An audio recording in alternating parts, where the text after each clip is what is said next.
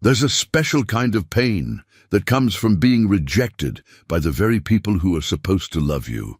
Martha Hawkins knew that pain better than anyone in the frontier town of Cedar Ridge, Montana. For years, she'd been treated like something to be ashamed of, whispered about behind closed doors, all because her body didn't match what others thought it should be. When her own family decided to sell her off like unwanted property, she believed her life was over. Then Caleb Stone rode into town, a mountain man who saw what no one else could see. What happens when one man's courage changes everything? Before we jump back in, tell us where you're tuning in from. And if this story touches you, make sure you're subscribed, because tomorrow I've saved something extra special for you. The autumn air in Cedar Ridge carried the scent of wood smoke and dying leaves, a crisp reminder that winter was coming to the Montana territory. Martha Hawkins stepped out of the general store just as the morning sun crested the mountains to the east, casting long shadows across the dusty main street. She carried a basket laden with supplies for Widow Jensen, who lived at the edge of town in a small cabin that needed constant tending. At 28 years old, Martha had become accustomed to making herself useful, to finding purpose in the small acts of service that others overlooked or couldn't be bothered with. She moved through the town with practiced efficiency, her plain brown dress swishing against her ankles, her shawl pulled tight against the morning chill.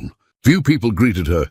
Those who did offered tight smiles or quick nods before hurrying on their way, as though lingering too long in her presence might somehow taint them. Martha had learned not to take it personally, though the ache of it never quite went away.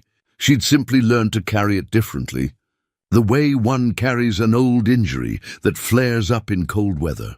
The general store where she worked most days was owned by Silas Garrett, a weathered man in his 60s who'd lost his wife to consumption 3 years prior. He was one of the few people in Cedar Ridge who treated Martha with genuine kindness, who saw past the surface to the person beneath. Inside his store, a worn ledger sat on the counter, its pages filled with careful notations in Martha's neat handwriting. Those pages told a story that most folks in town preferred to ignore, a record of every favor Martha had done, every debt she'd quietly forgiven, every time she'd extended credit to families who couldn't quite make ends meet. Mr. Garrett often said that Martha had a better head for numbers than anyone he'd ever known, and a better heart than the whole town put together. But saying such things aloud in mixed company would have raised eyebrows. So he kept his observations mostly to himself, shared only in the quiet moments when it was just the two of them, tallying the week's receipts. Martha had been born in Cedar Ridge, the only child of Jacob and Caroline Hawkins. Her mother had been a gentlewoman with kind eyes and a gift for making people feel seen. Caroline had run a small bakery out of their home, and the smell of fresh bread and cinnamon rolls had been the backdrop of Martha's childhood. Those had been happy years, filled with laughter and warmth, with a mother who sang while she worked, and a father who told stories by the fire at night. But Caroline had died when Martha was 14, taken by a fever that swept through town one particularly harsh winter. Jacob had been lost without his wife, wandering through the days like a man in a fog. Within a year, he'd remarried. A practical decision, he'd said, because a man needed a wife and a young girl needed a mother. Eleanor Pritchard had seemed like a reasonable choice. She was a widow herself, with a daughter named Penelope, who was 2 years younger than Martha. The arrangement had made sense on paper. In reality, it had been the beginning of Martha's slow exile from the only home she'd ever known. Eleanor was not a warm woman. She was sharp-edged and status-conscious, the kind of person who measured worth in social standing and physical appearance. She'd taken one look at Martha, already showing the fuller figure that would only become more pronounced as she grew, and made her judgment. In Eleanor's world, there were people who mattered and people who didn't, and Martha clearly fell into the latter category. The transformation had been gradual, but inexorable. First, Martha was moved from her childhood bedroom to a smaller room at the back of the house. Then her mother's things were packed away, the bakery closed, the warmth and smell of fresh bread replaced by Eleanor's insistence on propriety and appearances. Martha's clothes became plainer, her portions at dinner smaller, her presence at social gatherings discouraged. Eleanor had a way of making her feelings known without ever saying anything directly cruel. A raised eyebrow here, a dismissive gesture there, a conversation that stopped when Martha entered the room. Penelope, by contrast, was everything Eleanor valued. Petite, pretty, with delicate features and a wardrobe that consumed most of the household budget. She'd learned her mother's lessons well, treating Martha with the same casual disdain one might show a servant. Not openly hostile, just perpetually indifferent, as though Martha were a piece of furniture that happened to be in the way. Jacob had watched all of this happen and done nothing. That was perhaps the deepest cut of all. Martha understood that grief had hollowed him out, that Eleanor's forceful personality had filled the void her mother left behind. But understanding didn't ease the pain of watching her father turn away, of seeing him choose peace over protecting his own daughter. He'd become a shadow in his own house, speaking only when spoken to, avoiding Martha's eyes when Eleanor made one of her pointed comments. So Martha had learned to make herself small, to find value in being useful rather than loved. She'd taken work at the general store, caring for Widow Jensen, helping at the church, mending clothes for families who couldn't afford the seamstress's rates. She'd become the person people called on when they needed something but didn't want to owe a real favor. She was reliable, forgettable, and thoroughly taken for granted. The town itself was typical of Montana Territory in 1882, a collection of wooden buildings clustered along a main street, with homes spreading out in rough circles from the center. There was a church, a saloon, a blacksmith, the general store, and a handful of other establishments that served the ranchers and farmers who worked the surrounding land. The mountains loomed in every direction, beautiful and unforgiving, a reminder that civilization here was a tenuous thing, always just one harsh winter away from collapse. Cedar Ridge had its hierarchies like any town. The banker and the lawyer were at the top, followed by the more successful ranchers and merchants. Then came the working folks, the blacksmith, the storekeepers, the farmers with smaller holdings. At the bottom were people like Martha, who had no real place in the social order except as convenient help when needed. The gossip in Cedar Ridge was relentless and cruel. Martha had heard the whispers her whole adult life, how she'd never marry because no man would have her, how it was a shame about her size, especially since her mother had been such a handsome woman. How her father must be disappointed to have ended up with a daughter like that.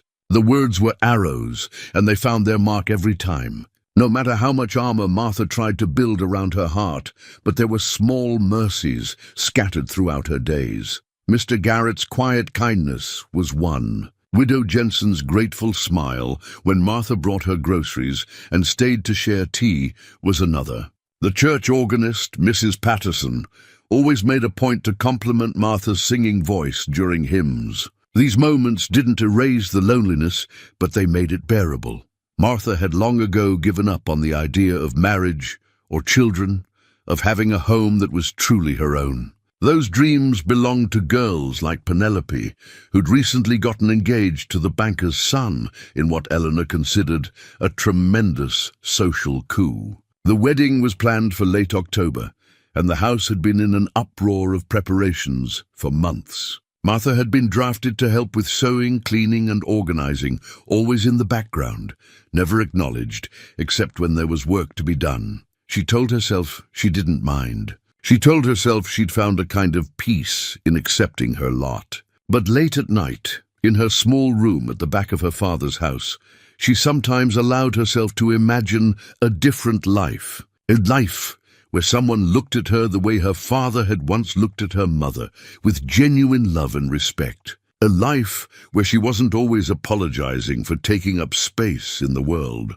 On this particular autumn morning, as Martha made her way to Widow Jensen's cabin, she had no idea that her entire world was about to shift on its axis. She didn't know that her stepmother had been planning something unspeakable, or that a stranger would ride into town and see her in a way no one else ever had.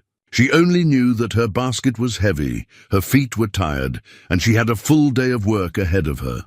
Widow Jensen was delighted to see her as always.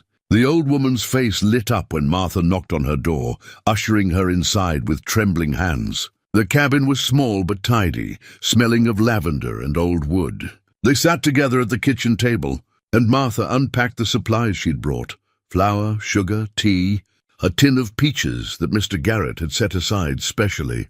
"You're too good to me, child," Widow Jensen said, her voice wavering with emotion. "I don't know what I'd do without you." "Nonsense," Martha replied, pouring tea into chipped porcelain cups. "You'd manage just fine. Besides, you're doing me a favor. It's nice to have someone to talk to." And it was true. Here in this small cabin, Martha could relax in a way she never could at home. Widow Jensen asked about her day, listened to her answers, treated her like a person whose thoughts and feelings mattered. They talked about simple things: the weather, the upcoming winter, a recipe for preserves. But underneath the ordinary conversation was a deeper current of genuine affection and respect. When Martha finally left the widow's cabin, the sun was high overhead. She needed to get back to the store to help Mr. Garrett with the afternoon deliveries. But as she walked back toward town, she noticed an unusual number of people gathered near the saloon, talking in low, excited voices. Something was happening, though she couldn't make out what from this distance. She quickened her pace, curiosity overcoming her usual caution about drawing attention to herself. As she drew closer, she could hear fragments of conversation, something about strangers in town, about land deals, about changes coming to Cedar Ridge. The words made her uneasy, though she couldn't say exactly why. Change, in her experience, rarely brought anything good for people like her. Mr. Garrett was standing in the doorway of the general store, his weathered face creased with concern. When he saw Martha approaching, he motioned her inside quickly, closing the door behind them. "What's going on?" she asked, setting down her empty basket. "Trouble, I suspect," he said quietly. "Eleanor Hawkins was in here this morning, asking questions about traveling merchants and legal documents. Had that look about her, the one she gets when she's scheming something." Martha felt a chill run down her spine. Eleanor's schemes never boded well for her. "What kind of questions?" "The kind that made me nervous," Mr. Garrett said. "I think you should be careful, Martha. Watch your step around that woman." But it was already too late for caution. The wheels had been set in motion, and Martha's life as she knew it was about to come crashing down around her. Eleanor had made her decision, and nothing, not propriety, not decency, not even basic human compassion, was going to stand in her way. The afternoon passed in uneasy anticipation. Martha worked through her usual tasks, but her mind kept circling back to Mr. Garrett's warning. When the sun began its descent toward the mountains and it was time to head home for supper, she found herself walking more slowly than usual, dreading what might be waiting for her. The Hawkins house sat on a side street, a respectable two-story structure that Eleanor kept meticulously maintained. Martha let herself in through the back door, as she always did, hanging her shawl on the peg and washing her hands at the basin. She could hear voices from the dining room, Eleanor's sharp tones, Penelope's lighter responses, and her father's occasional murmur. When she entered the dining room, 3 pairs of eyes turned toward her. Eleanor's were cold and calculating. Penelope's were indifferent. Her father's were averted, unable to meet her gaze. Martha's stomach dropped. She knew that configuration of expressions. Something bad was about to happen. "Sit down, Martha," Eleanor said, her voice dripping with false sweetness. "We have important family matters to discuss." Martha sat, her hands folded in her lap, her heart hammering against her ribs. Whatever was coming, she would face it with as much dignity as she could muster. It was all she had left. Eleanor didn't waste time with pleasantries. She reached into the pocket of her dress and withdrew a folded piece of paper, placing it on the table with deliberate precision. The document looked official, with heavy script and what appeared to be legal language printed across the top. "Martha," Eleanor began, smoothing the paper with her fingers, "your father and I have been discussing your future. You're 28 years old now. and it's become quite clear that you have no prospects here in Cedar Ridge. No respectable man is going to offer for you, and frankly, maintaining you in this household has become a burden we can no longer sustain." Martha felt the blood drain from her face. She looked at her father, silently pleading for him to intervene, to say something, to defend her. But Jacob Hawkins sat frozen in his chair, his eyes fixed on his plate, his jaw working as though chewing words he couldn't quite bring himself to speak. "What are you saying?" Martha managed, her voice barely above a whisper. "I'm saying we found a solution that benefits everyone involved," Eleanor continued, her tone brisk and businesslike. "A merchant named Augustus Drummond passes through Cedar Ridge twice a year on his trading route.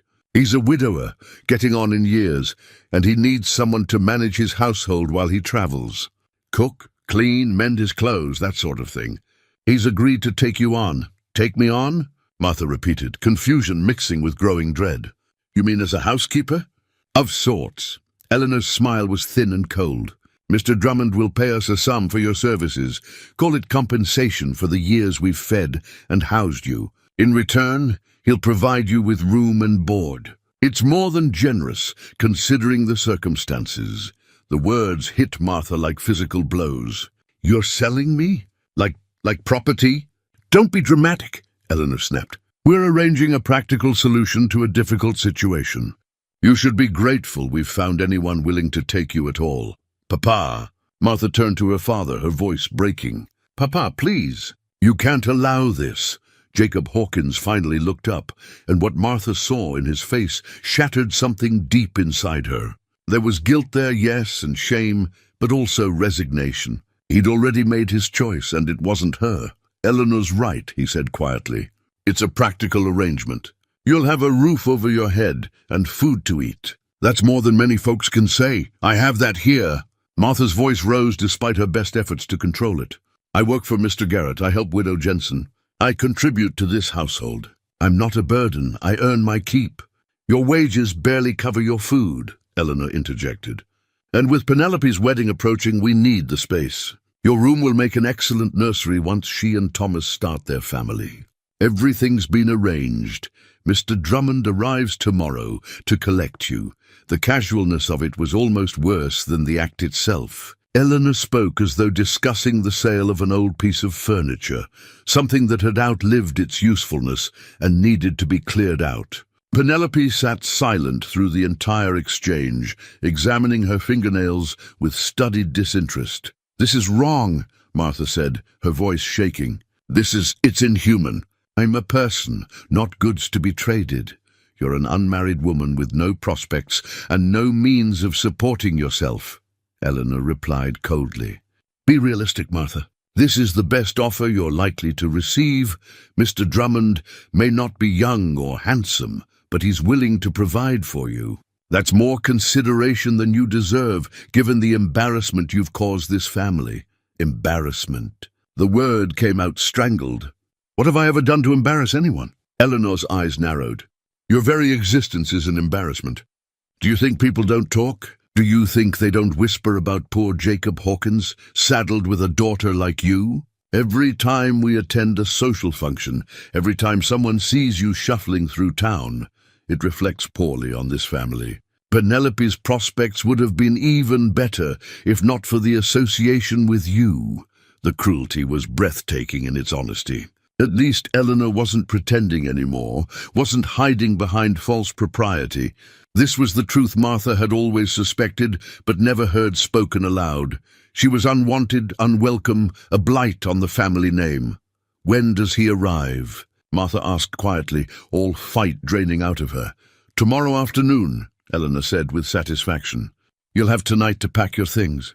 "Not that you have much to pack." Martha stood on shaking legs. She looked one more time at her father, giving him a final chance to find his spine, to remember the daughter he'd once loved. But Jacob kept his eyes down, a coward to the bitter end.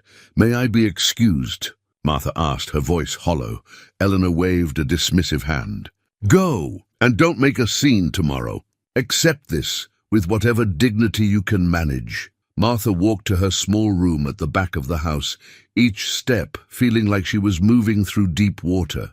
She closed the door behind her and sat on the edge of her narrow bed, staring at the bare walls that had been her prison for so many years. The only item of real value she owned was a small silver locket that had belonged to her mother, containing a faded photograph of Martha as a child, smiling and happy, before the world had taught her to be ashamed of herself.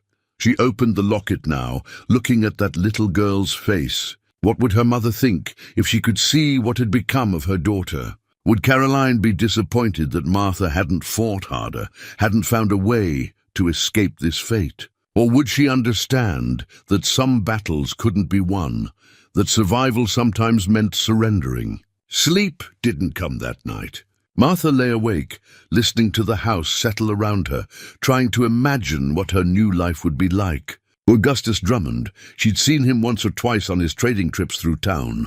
He was in his 50s, heavy-set, with greedy eyes and a way of looking at women that made her skin crawl. The thought of being alone with him, dependent on him, trapped in his household with no escape, filled her with dread so profound it was almost paralyzing. She considered running. She had a little money saved, coins hidden in a tin under a loose floorboard. But where would she go? A woman alone in the Montana Territory wouldn't last long, and she had no family elsewhere, no friends who could take her in. The mountains were beautiful but deadly, especially with winter coming. She'd freeze or starve before she made it to the next town. Morning came gray and cold. Martha packed her few belongings in a small carpet bag. A change of clothes, her mother's locket, a worn Bible, the little tin of savings. Everything she owned in the world fit into one small bag. The thought should have been freeing, but instead it just felt sad. She didn't go down for breakfast. She couldn't stomach the thought of sitting at that table again, pretending everything was normal. Instead, she slipped out early and walked to the general store, needing to tell Mr. Garrett what was happening before he heard it from someone else. He was opening up when she arrived, and one look at her face told him something was terribly wrong. She explained the situation in halting sentences, watching his weathered face darken with anger. "That woman is a devil," he said when she finished. "And your father is a fool and a coward for allowing it. You can't go with Drummond, Martha. The man's a snake. I've dealt with him. He cheats on his trades and treats people like dirt. I don't have a choice," Martha said quietly. "If I refuse, where will I go? What will I do?"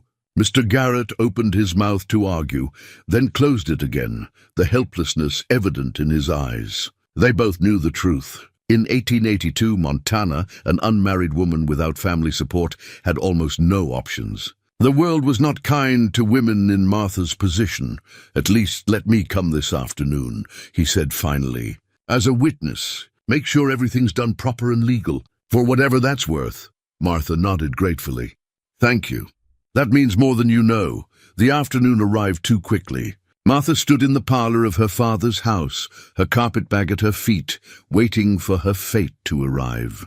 Eleanor had insisted she wear her plainest dress, had even criticized the way she'd done her hair, as though Martha's appearance might somehow affect the transaction. Penelope was conspicuously absent, hiding upstairs to avoid witnessing the ugliness directly. When Augustus Drummond arrived, he didn't come alone. He brought a witness of his own, a thin, nervous man who introduced himself as Mr. Guthrie, Drummond's business associate.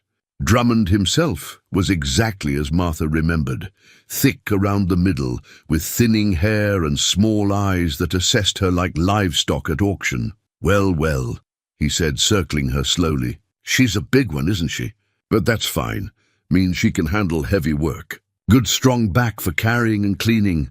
Martha felt her face burn with humiliation. Eleanor's smile was triumphant, pleased to be rid of her burden. Jacob stood in the corner, still unable to meet his daughter's eyes.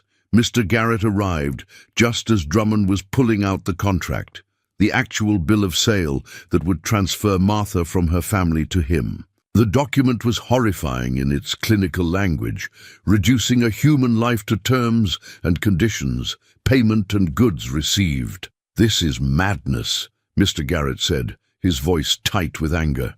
"You can't sell a person like a horse or a plot of land."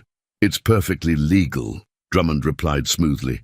"She's entering my employment of her own free will, and her family is being compensated for the training and upbringing they've provided. Everything above board. Of her own free will?" Mr. Garrett turned to Martha. "Is that true? Are you choosing this?" Martha looked around the room, at Eleanor's cold satisfaction, at her father's cowardice, at Drummond's greedy anticipation. What choice did she have? Where else could she go? She began, but the words stuck in her throat. That's when they heard it, the sound of a horse outside, heavy hoofbeats stopping in front of the house. Everyone turned toward the door as it opened without preamble, and a man stepped inside. He was tall, broad-shouldered, with the weathered look of someone who spent most of his time outdoors. His clothes were simple but well-made, his face partially hidden by a thick beard, but his eyes were clear and sharp, taking in the scene with quick intelligence. "Heard there was business being conducted here," the stranger said, his voice deep and measured. "Thought I might take a look at the merchandise before any deals get finalized." Drummond's face registered surprise and then annoyance. "This is a private matter." "Who the hell are you?" "Name's Caleb Stone," the man replied, those sharp eyes moving to Martha and staying there. "And if you're selling, I might be buying. Seems only fair to let a lady have more than one option." The room went very still. Martha found herself unable to look away from this stranger who'd appeared out of nowhere, whose presence had somehow changed the entire atmosphere of the transaction. For the first time since this nightmare began, a small flicker of something that might have been hope sparked in her. Just everything was about to change.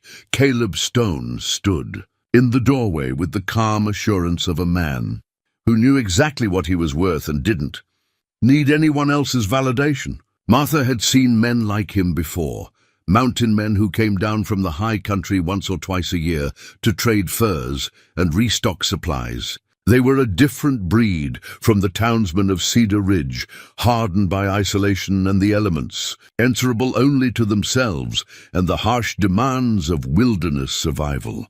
But there was something else in this man's bearing, something that set him apart even from other mountain men. He carried himself with quiet authority, his movements economical and purposeful. At his belt hung a hunting knife in a worn leather sheath, the handle carved with intricate patterns that spoke of long, solitary evenings and skilled hands. That knife had clearly seen years of use, skinning game, cutting rope, preparing firewood, defending against whatever dangers the mountains held. It was a tool, but also a symbol of the self-reliant life he'd built, far from so-called civilization.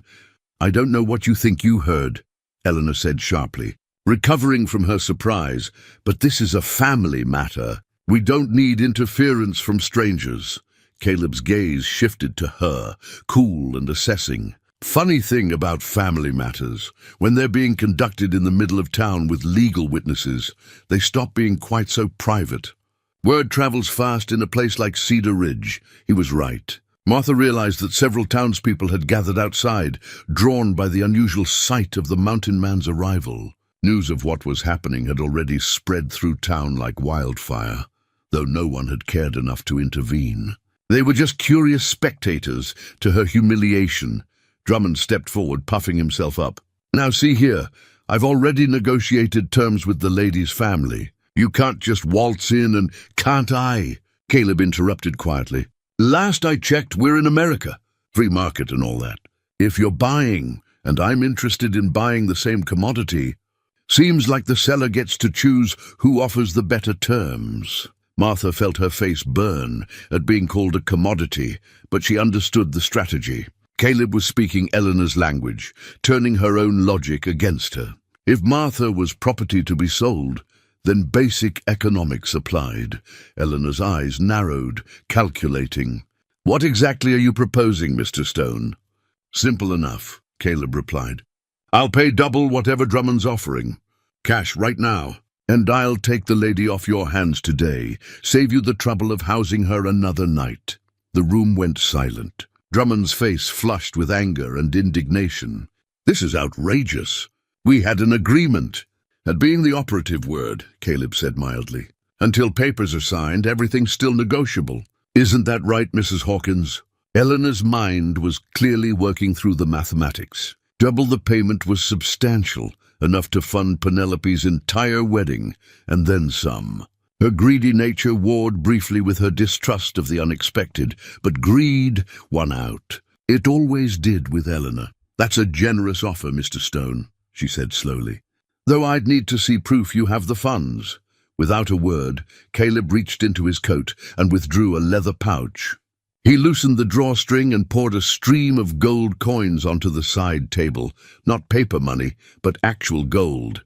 The coins gleamed in the afternoon light, more money than most people in Cedar Ridge saw in a year.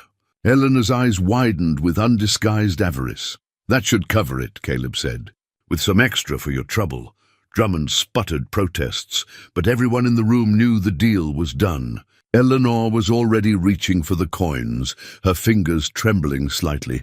Mr. Drummond, I'm sorry, but as Mr. Stone pointed out, business is business. I'm sure you understand. Drummond's face went from red to purple. This is highway robbery. You gave me your word, and now I'm giving you my regrets, Eleanor said coldly. Good day, Mr. Drummond. The merchant stormed out, his associate Guthrie scurrying after him. Mr. Garrett watched the whole exchange with a mixture of relief and concern, clearly trying to determine if Martha had just been rescued or simply sold to a different buyer. Caleb turned to Martha for the first time, really looking at her. His eyes were grey, she noticed, like storm clouds over the mountains. They held something she hadn't expected, respect. Not pity, not desire, not the cruel assessment Drummond had given her. Just simple, genuine respect for another human being. Ma'am, he said quietly, I know this is all happening fast, and I know you don't know me from Adam. But I want to make one thing very clear. I didn't buy you. I can't buy a person, and I wouldn't if I could. What I did was pay off a debt your family claimed you owed them. That debt is now settled. You don't owe me anything. Martha stared at him, unable to process what she was hearing. I don't understand. It's simple enough, Caleb continued. You're free to go wherever you want. I've got a cabin about 15 miles northeast of here, up in the high country. If you want to come there, you're welcome. If you'd rather I take you to the next town over or to family elsewhere, I'll do that too. If you want to stay here in Cedar Ridge and work for Mr. Garrett or set up on your own, that's your right. The choice is yours, and yours alone. Eleanor made a sound of protest. Now wait just a moment. The transaction's complete, Caleb said, his voice hardening slightly as he looked at her. You got your money. You don't get to dictate what happens next. That's between me and the lady. He turned back to Martha, his expression gentling. I know this is a lot to take in. You don't have to decide right this second. But I will tell you this. I could use someone at my cabin who knows how to run a household. I'm good at living off the land, but I'm not much for cooking or keeping a place organized. I'd be willing to offer you room, board, and fair wages for that kind of help. It would be a business arrangement, respectful and above board. You'd have your own space, your own privacy, and the freedom to leave any time you wanted. That's my offer. You can take it or leave it. No hard feelings either way. Martha felt tears burning behind her eyes, but she refused to let them fall. Not here, not in front of Eleanor. She looked at Mr. Garrett, silently asking for his advice. The old storekeeper studied Caleb Stone with the careful eye of someone who dealt with men of all types for 40 years. You'll treat her right, Mr. Garrett asked bluntly. Your word on that? You have my word, Caleb replied without hesitation. I lost my wife 6 years back. Died of fever, same as a lot of folks out here. I know what it's like to be alone, to feel like the world's moved on without you. I wouldn't add to anyone else's suffering, least of all a woman who's clearly already had more than her share of hard times. There was truth in his words. Martha could feel it. And more than that, there was something in his face when he mentioned his late wife, a flash of old grief that told her he understood loss in a way most people didn't. She had 3 choices, as she saw it. She could stay in Cedar Ridge, try to make it on her own, with the few coins she'd saved and whatever work she could find. But Eleanor would make that impossible, turning the town against her even more than they already were. She could ask Caleb to take her to another town, show up as a stranger with nothing and no one, trying to build a life from scratch in an unfamiliar place. Or she could take a chance on this mountain man who'd appeared out of nowhere and offered her something no one else ever had: respect and choice. "I'll come with you," Martha said quietly. "To your cabin. I'd like to see it at least, before I decide anything more permanent." Caleb nodded, accepting her decision without triumph or presumption. "That's fair. Get your things and we'll head out. Still have a few hours of good daylight left." Martha picked up her carpet bag, still packed from this morning, still containing everything she owned in the world. She looked one last time at her father, hoping even now for some word of regret or love. But Jacob Hawkins just stood there, counting Eleanor's gold coins, having sold his daughter's freedom for metal that would tarnish. "Goodbye, Papa," Martha said softly. He flinched, but didn't answer. Eleanor was already planning how to spend the windfall, her mind moving past Martha as though she'd never existed. Only Mr. Garrett followed them out, walking with Martha to where Caleb's horse waited, a sturdy roan mare with intelligent eyes and a patient disposition. "You send word if you need anything," Mr. Garrett said, gripping Martha's hand. "Anything at all, you hear me? I'll come running." "Thank you," Martha whispered, embracing him quickly. "For everything. For being kind when no one else was. You're a good person, Martha Hawkins," he said gruffly. "Don't let anyone ever tell you different." Caleb secured her carpet bag to his saddle, then turned to Martha with an expectant look. It took her a moment to realize what he was waiting for: permission to help her mount. Even in this small thing, he was giving her agency, not presuming. She nodded, and he lifted her onto the horse with an ease that spoke of considerable strength. He weighed nothing to him, though she'd been made to feel heavy and burdensome her entire adult life. He swung up behind her, careful to maintain respectful distance, and clicked softly to the mare. As they rode out of Cedar Ridge, Martha didn't look back.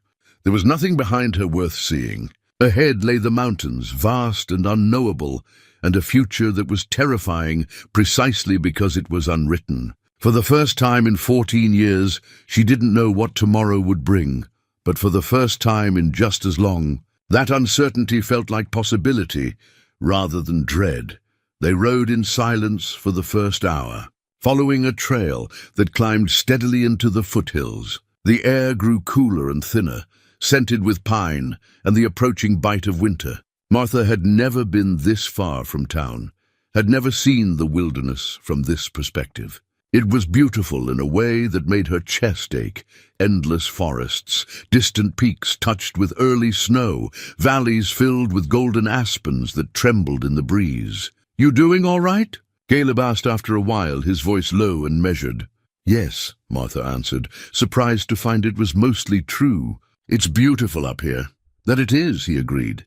"Hard living sometimes, especially in deep winter, but beautiful and quiet. I've always preferred the company of mountains to the company of most people." "I can understand that," Martha said quietly. They rode on, the rhythmic movement of the horse oddly soothing. Martha found herself relaxing slightly, though she remained wary. She still didn't really know this man, didn't understand why he'd intervened on her behalf. Men didn't do things without reason, and she'd learned to be suspicious of seemingly altruistic gestures.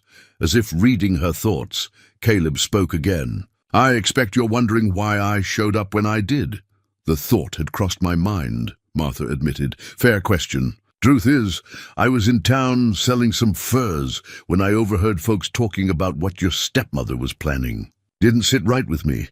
The whole notion of selling off a person like they were property reminded me too much of ugliness I've seen before, things that shouldn't happen in a country that calls itself free." He paused, then continued. "I also heard Mr. Garrett defending you, saying what kind of person you really are.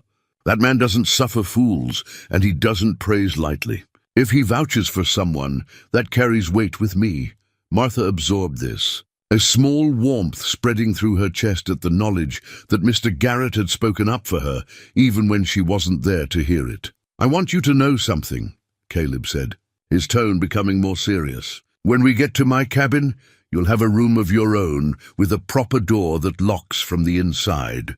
I'm offering you work and shelter, nothing more. I'm not looking to take advantage, and I'm not expecting anything beyond honest labor for honest pay.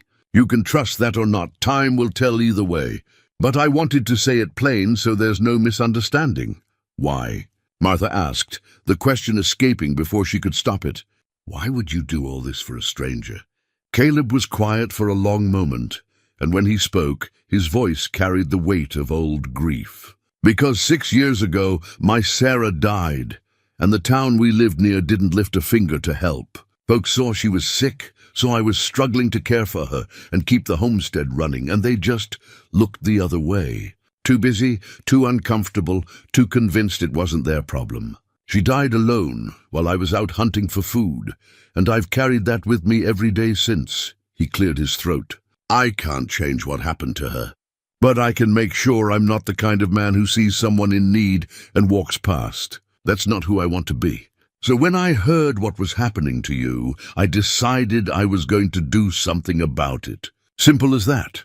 Martha felt tears slip down her cheeks, but this time she didn't fight them. Here in the wilderness with this strange, honorable man, she finally felt safe enough to cry. The sun was beginning its descent toward the western peaks when Caleb's cabin came into view. It sat in a natural clearing surrounded by towering pines, with a small stream running nearby and the mountains rising dramatically beyond. The cabin itself was solidly built from hand-hewn logs, with a stone chimney and a covered porch that faced the valley below. Smoke rose from the chimney, suggesting Caleb had banked the fire before leaving that morning.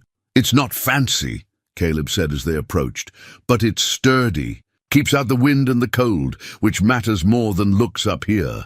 Martha slid down from the horse, her legs stiff from the long ride. She looked around the clearing, taking in the neatly stacked woodpile, the small barn for the horse, the well-maintained garden plot that had been put to bed for winter. Everything spoke of careful attention and pride of workmanship.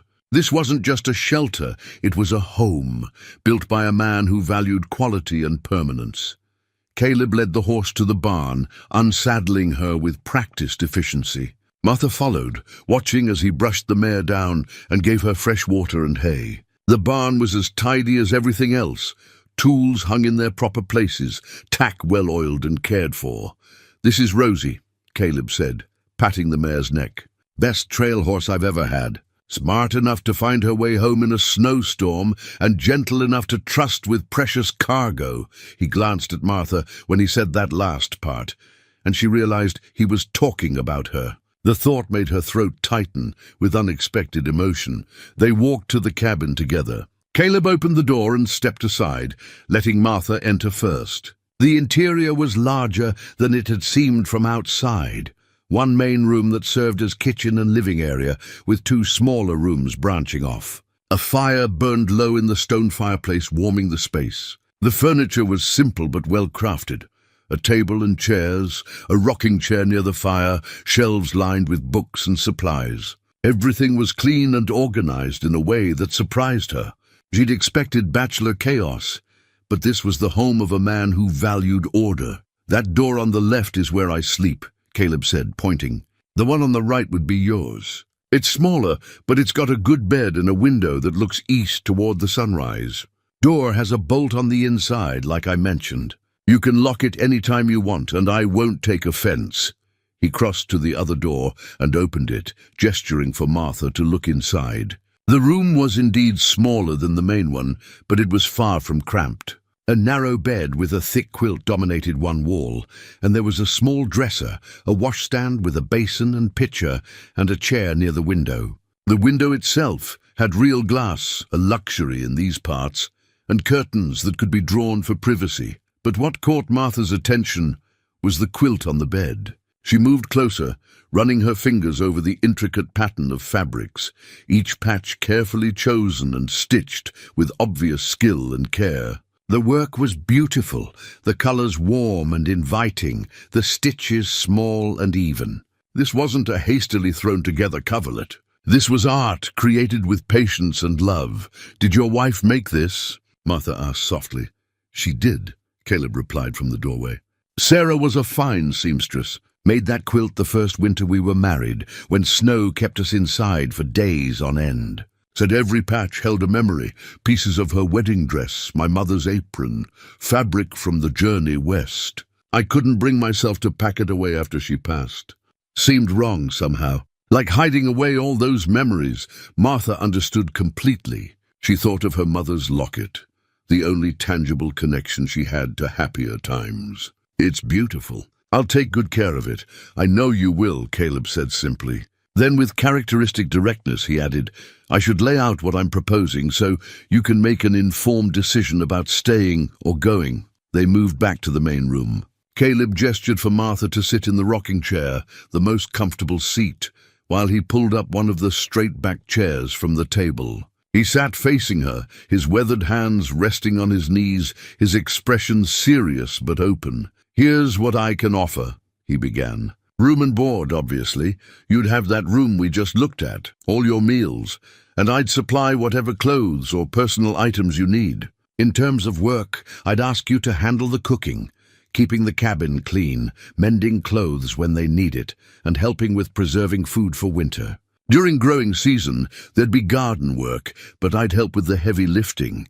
He paused, making sure she was following. In return, I'd pay you actual wages, not a lot, but fair for the work. Money you could save up if you decided you wanted to head to a city eventually, or use however you see fit. It's your earnings, not mine.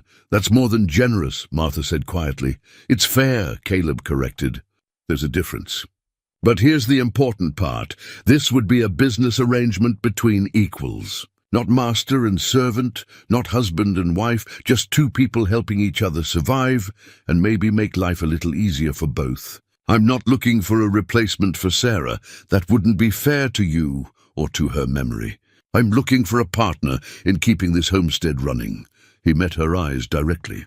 Now, I won't lie to you. Living up here is isolated. Winters are hard. We might go weeks without seeing another soul. The nearest neighbor is the Anderson family, about 5 miles east. Good people, and Mrs. Anderson would be happy for female company, I suspect. We make a trip to Cedar Ridge maybe once a month for supplies and to trade furs. Otherwise, it's just this, the cabin, the mountains, and whatever conversation we can manage between us. What about— Martha hesitated, then forced herself to continue. What about marriage? If people hear I'm living up here with you, they'll talk. They'll assume things. People always assume things, Caleb said with a slight shrug. Can't control that. But if it matters to you what they think, then yes, we could get married. Make it legal and proper in the eyes of the law. The circuit preacher comes through these parts every few months. We could wait for him, have a simple ceremony, and then you'd have the protection of my name and legal standing as my wife. He leaned forward slightly, his expression earnest. But I want you to understand, if we did that, I wouldn't expect it to be a real marriage in the usual sense. Not unless and until you decided you wanted it to be.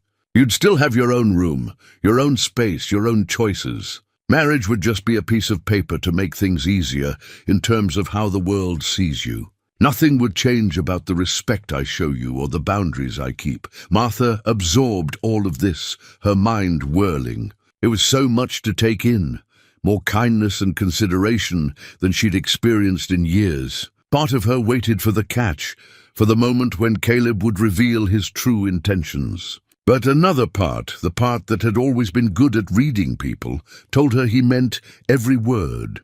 Can I ask you something? She said. Anything. Why didn't you remarry after your wife died?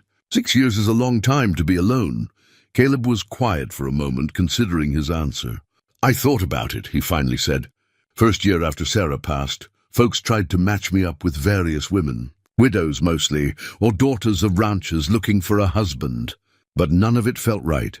They were looking at me as a solution to their problems, a husband to provide for them, a man to give them status or security. And I was looking at them the same way, trying to fill a hole in my life. He stood and walked to the window, gazing out at the mountains. Realized after a while that I was better off alone than settling for something that wasn't real. I made peace with the solitude, built this life on my own terms. and I figured if the right person came along, I'd know it. If not, well, I had the mountains and my work and my memories. That was enough. He turned back to face her. I'm not saying you're that right person. We barely know each other. But when I saw what was happening to you today, when I heard how you've been treated, something in me recognized something in you. Another person who knows what it's like to be undervalued, to have people look right through you like you don't matter. I thought maybe we could help each other. That's all this is. Martha felt something shift inside her chest, like a door she'd kept locked for years was finally creaking open. What if I want to stay? She asked quietly. Not forever necessarily, but for now. To see how it works, then you stay, Caleb said simply. For as long as it suits you. And if it stops suiting you, you leave. No hard feelings, no obligations, and the marriage. He considered. Your choice entirely. If you want the protection of it, we can arrange it when the preacher comes through. If you'd rather wait and see how things go first, that's fine too. I'm in no hurry and neither should you be. This is your life, Martha. You get to decide how you want to live it. It was such a foreign concept, being given choice, being treated as though her preferences mattered. Martha felt tears threatening again and blinked them back. I'd like to stay, she said. For now. And maybe we could talk about marriage later if things work out. I just need time to adjust to all of this. Time you've got, Caleb said with a small smile. We've got nothing but time up here. He moved to the kitchen area, pulling out supplies. You must be hungry. I'm not much of a cook, but I can manage some basic things. Or if you're tired, you could rest and I'll bring you something when it's ready. Martha stood, smoothing her skirt. I'd rather help if that's all right. I'd like to start earning my keep. You don't owe me anything, Caleb reminded her gently. But if you want to help, I won't say no. Truth is, I've been eating my own cooking for 6 years, and I'm thoroughly sick of it. They worked together to prepare a simple meal, venison stew from meat Caleb had preserved, biscuits that Martha mixed and shaped with practiced hands, and coffee strong enough to strip paint. As they worked, they talked in fits and starts, learning the basics about each other. Martha learned that Caleb was 36, that he'd come west from Pennsylvania after the war, that he'd met Sarah at a church social and known within 5 minutes he wanted to marry her. Caleb learned that Martha loved to read but rarely had access to books, that her mother had taught her to bake and sew, that she had a good head for numbers and had once dreamed of becoming a teacher before life convinced her such dreams were foolish. Not foolish, Caleb said, ladling stew into bowls. Deferred, maybe, but not foolish. You're still young enough to do whatever you set your mind to. Martha almost laughed at that. I'm 28, practically an old maid. Sarah was 29 when she died, Caleb said quietly. I'd give anything for her to have had more time, more chances to do the things she wanted. Don't waste your years thinking they're already behind you, Martha. That's giving up, and you don't strike me as someone who gives up. They ate in companionable silence, the stew warming Martha from the inside out. It was simple food, but it tasted better than anything she could remember eating in recent years, probably because it was seasoned with kindness and offered without condition. After dinner, Caleb showed her where everything was kept, the root cellar where preserved foods were stored, the smokehouse where meat hung, the well where water was drawn. He explained the routine of mountain living, how to read the weather, how to watch for signs of early winter, how to stay safe if she ventured outside the clearing. I'll be gone sometimes, he said, checking trap lines, hunting, occasionally trading with other mountain men, but never for more than a few days. And never without making sure you have everything you need. If there's ever an emergency, the Andersons are due east. Just follow the stream until you hit the wider creek, then follow that north. Their place is marked with a red flag on the barn. Martha nodded, committing it all to memory. She was tired, bone-tired in a way that went beyond the physical journey. The emotional weight of the day was finally catching up with her. Caleb seemed to notice. You should rest. It's been a long day, and you've been through more than most folks could handle. Take whatever time you need to settle in. Martha retreated to her small room, closing the door behind her and sliding the bolt home. The metallic click was satisfying, a small assertion of control over her own space. She sat on the edge of the bed, running her hands over Sarah's quilt again. Each patch was a story, a memory stitched into fabric, a whole life, preserved in cloth and thread. She thought about her mother's locket, still tucked safely in her carpet bag. She retrieved it now, opening it to look at the faded photograph of her younger self. That little girl had been so happy, so certain of being loved. What would she think of the woman Martha had become? Would she be disappointed in how passive she'd been? How long she'd endured cruelty without fighting back? Or would she be proud that Martha had survived, that she'd kept her kindness intact despite every reason to become bitter and hard? Martha didn't have answers to these questions, but lying here in this small, safe room, listening to the gentle sounds of Caleb moving around in the main cabin, she felt something she hadn't felt in 14 years. Hope. Fragile and tentative, but real. She changed into her nightgown, washed her face in the basin and climbed into bed. The quilt was warm and smelled faintly of pine and clean mountain air. Through the window, she could see stars beginning to appear in the darkening sky, more stars than she'd ever seen from town. The vastness of it should have been frightening, but instead it felt liberating. She was miles from Cedar Ridge, from Eleanor's cruelty and her father's cowardice, and the town's judgment. She was in a place where the only expectations were honest work and mutual respect. She had a room of her own, a bolt on her door, and a future that was, for the first time in her adult life, undecided. Martha pulled the quilt up to her chin and let herself cry. Not from sadness this time, but from the overwhelming relief of finally being safe. The tears came quietly, soaking into the pillow that now belonged to her. In the room that was hers, in a cabin where she was wanted rather than tolerated. In the main room, Caleb sat in his rocking chair, carving a piece of wood by firelight. He heard the quiet sounds of Martha's crying through the thin wall and felt his own chest tighten with sympathy. He'd heard Sarah cry like that too, in the early days of their marriage when she was homesick and frightened of the wilderness. He'd learned then that sometimes people just needed to release what they'd been holding inside. And the kindest thing you could do was give them space to do it. He kept carving, the rhythmic scrape of his knife against wood, a gentle soundtrack to Martha's tears. He was making a new spoon to replace one that had cracked. Simple, useful work that kept his hands busy while his mind wandered. He hoped he'd done the right thing today. He hoped he hadn't just traded Martha from one form of captivity to another. He hoped she'd come to see this place the way he did, not as a prison or an obligation, but as a sanctuary. A place where a person could be exactly who they were without apology or explanation. Time would tell. And time, at least, was something they both had. The first few weeks at the cabin passed in a rhythm that Martha found both strange and comforting. She woke each morning to the sound of Caleb stoking the fire and putting coffee on to boil. The familiar domestic sounds, somehow different here than they'd been at her father's house. There, such sounds had signaled the beginning of another day of invisible labor and silent judgment. Here they meant partnership and purpose. Martha discovered that she genuinely enjoyed the work. Cooking for someone who appreciated her efforts and said so plainly was a revelation. Caleb never took a meal for granted, always thanked her, often commented specifically on what he liked. When she made her mother's recipe for apple cake using fruit from Caleb's small orchard, he'd gone quiet after the first bite, then said simply, "That's the best thing I've eaten in 6 years." Coming from a man who spoke carefully and meant what he said. The compliment had warmed her more than she'd expected. The cabin itself responded to her care.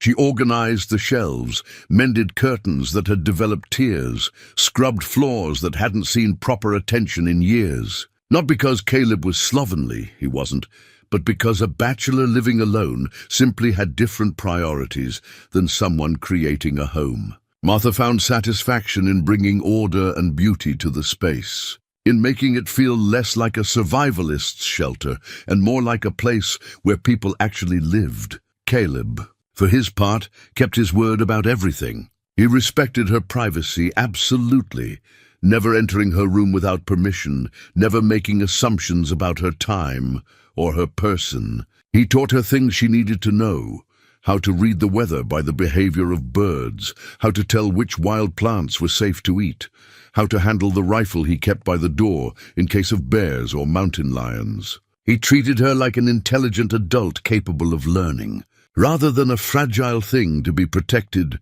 or controlled.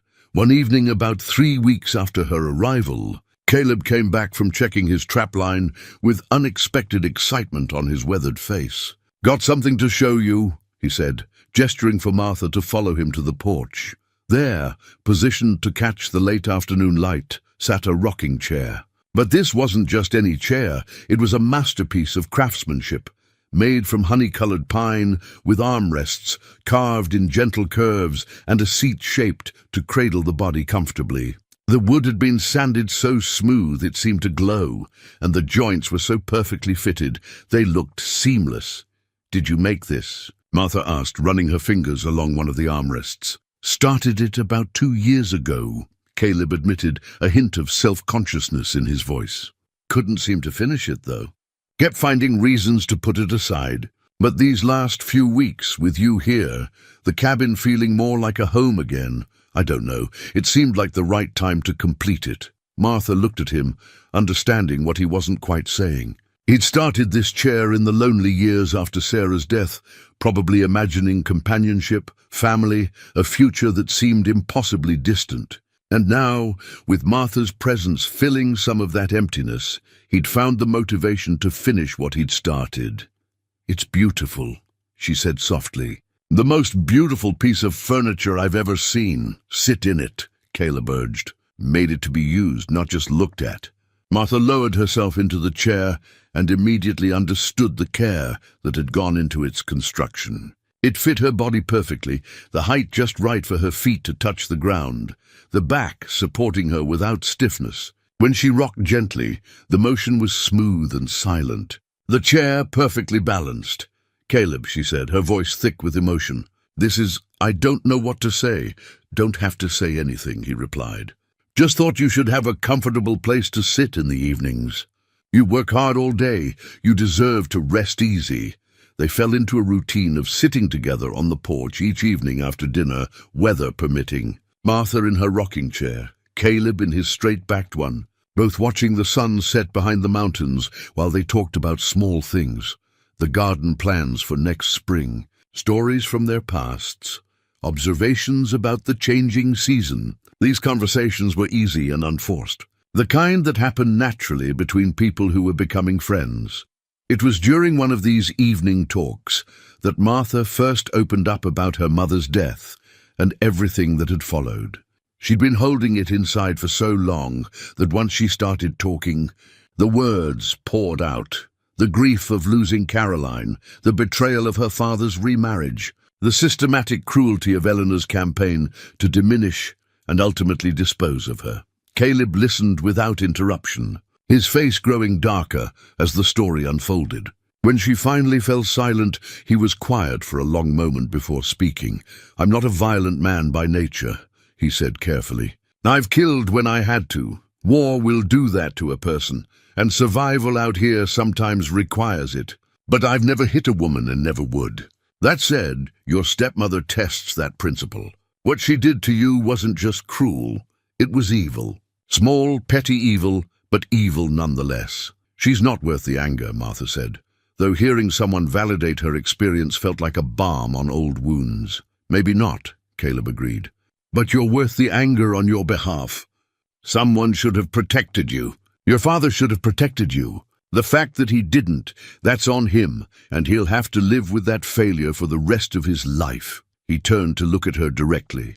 "You know that what happened wasn't your fault, right? None of it. Not your mother dying, not your father's weakness, not Eleanor's cruelty. You didn't deserve any of that, and it had nothing to do with who you are as a person." Martha felt tears threatening and blinked them back. "Sometimes I wonder if I'd been different, smaller, prettier, more like Penelope. Maybe things would have been easier." "Maybe," Caleb said bluntly. Or maybe Eleanor would have found some other reason to make your life hell, because that's who she is. A small person who makes herself feel big by diminishing others. But here's what I know for certain. I wouldn't want you to be any different than you are. You're strong and kind and resilient. You've survived things that would have broken lesser people. That's worth more than being small or pretty or whatever the hell society says women should be. He paused, then added more gently, and for what it's worth. I think you're beautiful. Not in spite of how you look, but because of who you are. Real beauty comes from inside, from character and strength and compassion.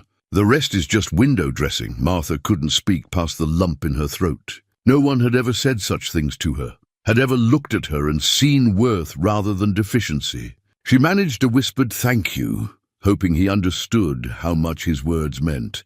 The conversation shifted to lighter topics after that, but something had changed between them. A deeper trust had formed, a recognition that they were both people who'd been hurt by life and were trying, in their own ways, to heal. A few days later, Caleb suggested they visit the Anderson family. You should meet some neighbors, he said over breakfast.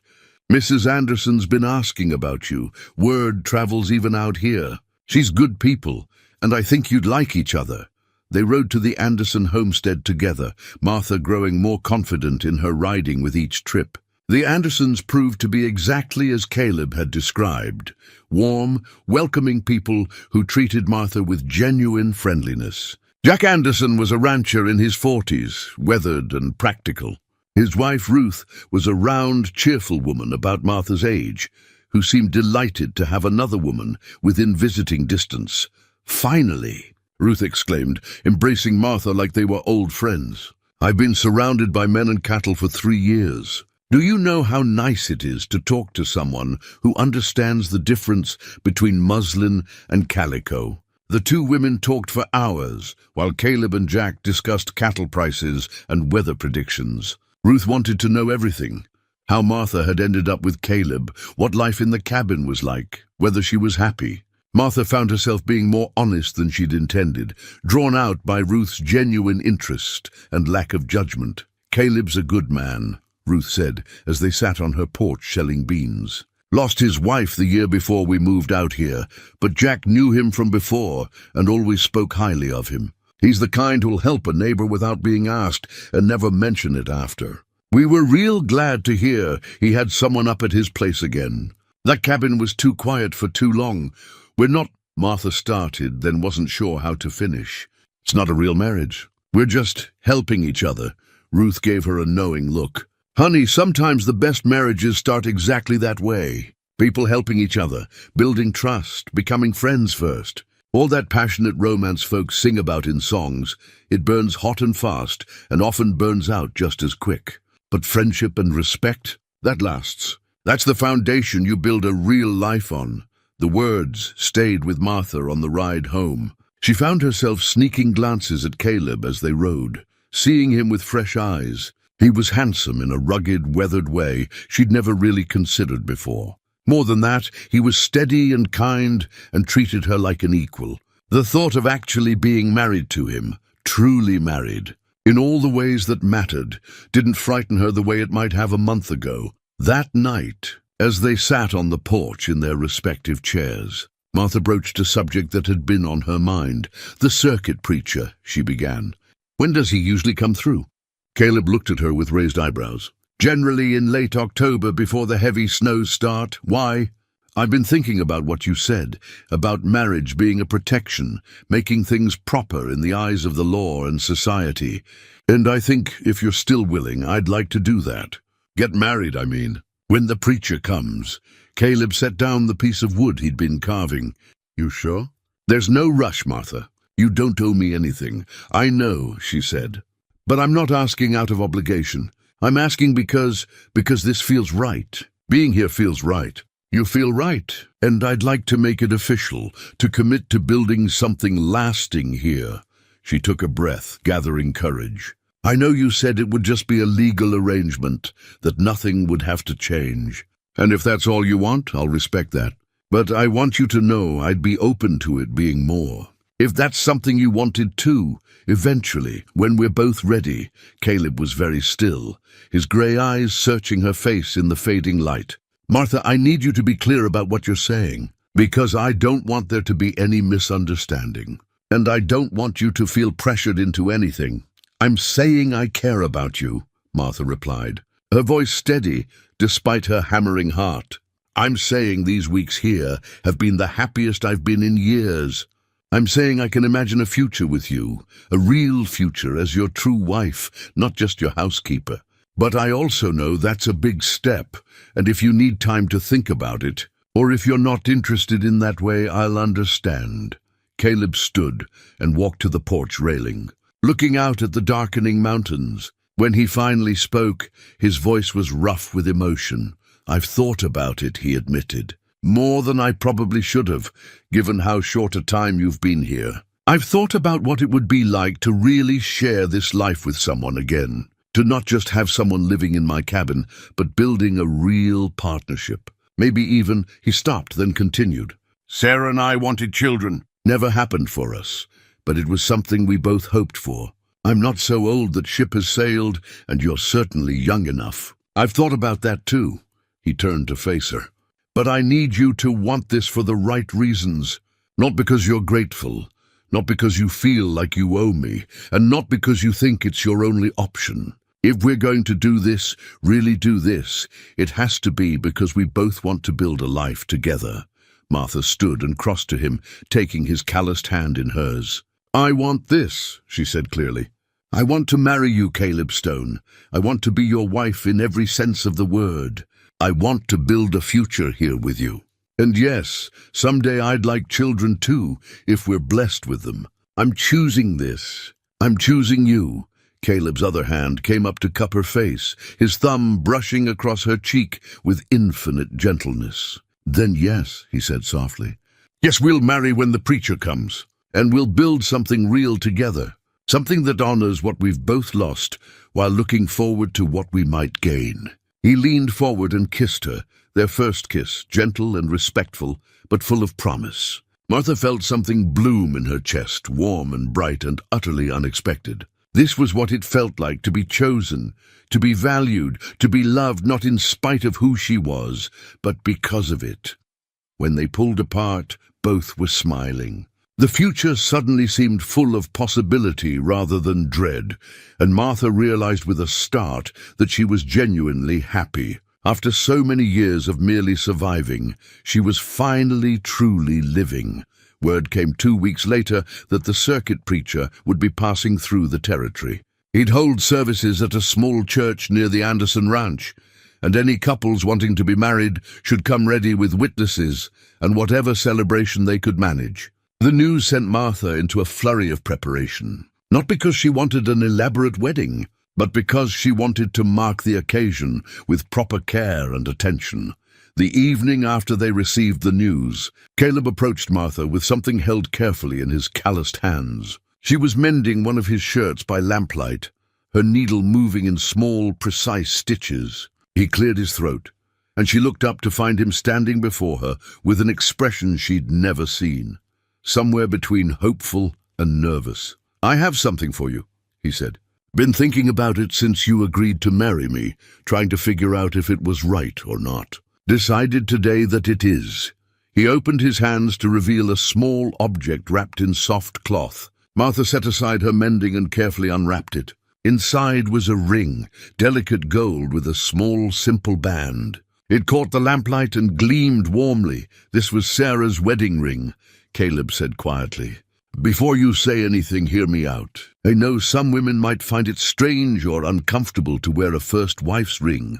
But Sarah was a good woman with a generous heart, and I think if she could speak now, she'd want this ring to go to someone who'd value it, someone who'd bring light back into this house the way she once did. He paused, then continued. The thing is, it's too small for your finger. Sarah had tiny hands, could barely make a fist without it looking delicate. So I was thinking, with your permission, I'd take it to the blacksmith near the Anderson place. He does fine metalwork. He could resize it to fit you properly, add a little more gold to the band without changing its character. Martha looked at the ring, then at Caleb, her eyes filling with tears. The gesture was so thoughtful, so full of trust and inclusion. He wasn't asking her to replace Sarah or pretend the first marriage hadn't mattered. He was asking her to be part of a continuing story, to honor the past while building a future. That would be beautiful, she said softly. I'd be honored to wear Sarah's ring. And I think you're right. I think she'd want it to be used, to be part of a new beginning, rather than locked away gathering dust. Caleb's relief was visible. I'll ride over tomorrow then. Should have it back in time for the wedding. The next few days passed in a pleasant blur of preparation. Martha had one decent dress, dark blue calico, that she'd sewn herself years ago and kept carefully maintained. It wasn't fancy, but it was clean and well-fitted, and Ruth Anderson insisted on lending her a beautiful lace collar that had belonged to her mother. Something borrowed, Ruth said with a knowing smile. You need that for luck. Martha found herself touched by the gesture and by Ruth's growing friendship. The other woman had been unfailingly kind, offering advice and assistance without ever being intrusive or judgmental. She'd volunteered to make a simple wedding cake, and her husband Jack had offered to serve as Caleb's witness. The night before the wedding, Martha couldn't sleep. She sat in her room, soon to be just the guest room, as she'd be sharing Caleb's after tomorrow, and thought about the journey that had brought her here. 2 months ago, she'd been sold like property, convinced her life was effectively over. Now she was about to marry a good man who respected her, in a ceremony that would be her free choice rather than an obligation or escape. She took out her mother's locket, opening it to look at the photograph inside. I hope you'd be happy for me, Mama, she whispered to the image. I hope you'd like him. I think you would. He's kind, like Papa used to be before everything changed. And he makes me feel safe, valued, like I matter. A soft knock came at her door. Martha? Caleb's voice was low, respectful. You all right in there? Saw your light was still on. She opened the door to find him standing there in his nightshirt, hair tousled from sleep he clearly hadn't found either. Can't sleep, she admitted. Me neither, he said with a slight smile. Keep thinking tomorrow might be a dream I'll wake up from.